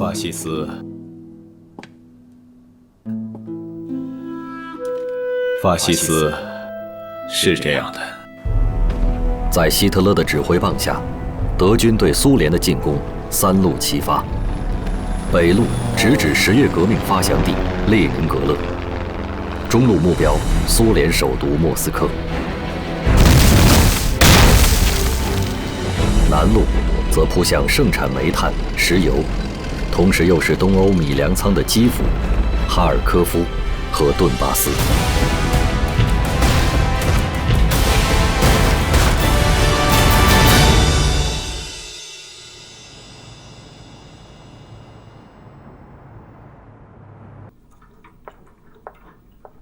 Mr. President, we warned Stalin 6 months ago, but he didn't pay much attention to the strategic situation or to the outbreak of the war. Stalin trusts too much the non-aggression agreement he signed with Hitler. But he forgot the person he was dealing with used to be in prison and has a criminal record. He's a rogue. We need to unite against Hitler in all actions. Hitler is dangerous not only in Europe, but also in the American continent. Any action against Hitlerism should be united. This would accelerate the overthrow of the German fascism ruler and also promote national security. Mr. President, I have a suggestion. Soviet Union, they have deposits in the United States. We froze their accounts since they signed that agreement with Germany. So, do we unfreeze it? Soviet Union needs money now. Unfreeze the accounts. Okay. 苏联最高统帅部向全世界共产党人通电：德国法西斯已经向社会主义的苏联宣战，伟大的苏联红军和人民正在全力抵抗。哼，苏联那么大，谁能一口吃掉呢？我们中国也一样。日本人发动战争的时候，狂妄的叫嚣，3个月解决中国的问题。现在是1941年，日本解决不了我们中国的问题。中国的事，只有靠我们自己来解决。对，靠咱们自己。是啊。想当年啊，拿破仑也是发动的夏季攻势，可是到他打到莫斯科的时候啊，已是满庭的大雪在等着他。这个大雪啊，可不是让他拿破仑去欣赏，而是把他的入侵大军全部送进了坟墓啊！ Я думаю, что 21-ю дивизию под командованием генерал-лейтенанта Попова мы можем задействовать в районе Ленинграда. Вот в районе Балтики, мне кажется, целесообразнее задействовать 25-ю дивизию под командованием генерала Кузнецова. А не могли бы мы использовать 30-ю дивизию Дальневосточного военного округа под командованием Василевского? Дальневосточный военный округ – стратегический резерв армии. Он только для критической ситуации. Когда наступит это время? 30-я дивизия была сформирована для противостояния Японии на Дальнем Востоке. У нас одна палка и два волка. Я думаю, нужно дать задание нашим спецслужбам, 4-му отделу. Пусть узнают истинные намерения японцев. Это поможет нам выработать правильное решение. Так и сделай.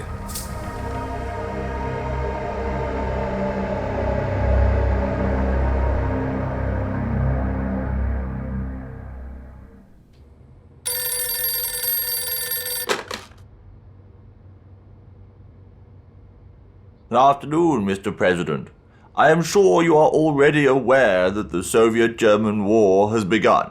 Yes, the notice we sent to Stalin now becomes true. I would like to state our policy. Any individual or country that opposes the Nazis will receive our aid. And any people or country that supports Hitler will be our sworn enemy. In the past 25 years, no one has opposed communism the way I have. America has decided totally to support Russia's against Germany. Let us learn from this experience and put more effort to work together to fight the enemy to the last man standing.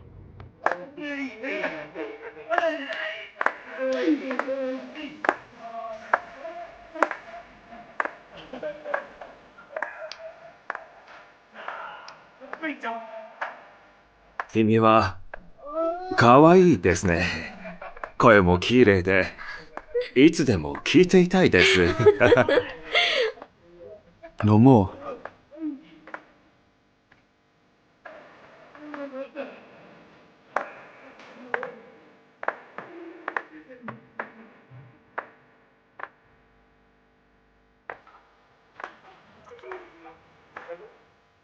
Mo ippai nomou ka? ちょっと待って、俺が行くから。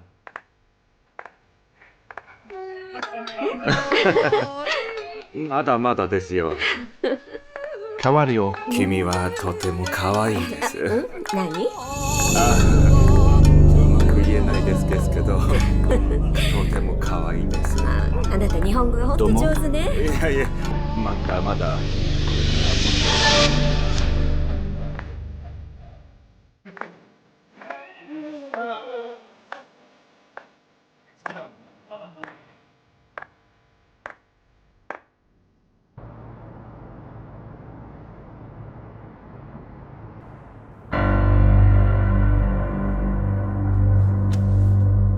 東京に確かにソ連赤軍のスパイ組織があり、しかも20以上のスパイであることが判明いたしました。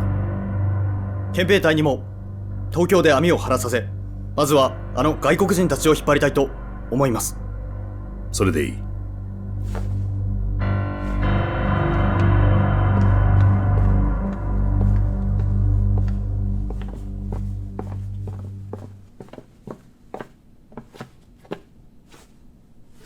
閣下、今まさに千載一遇の好機であります。日本とドイツは東西両面からソ連に侵攻するべきです。ドイツだけでは勝利できません。もし日本が参戦すれば勝利は間違いありません。ソ連に侵攻するべきです。次に米国に侵攻するならそれこそ大量の石油が必要ですが、サハリンにはその大量の石油があります。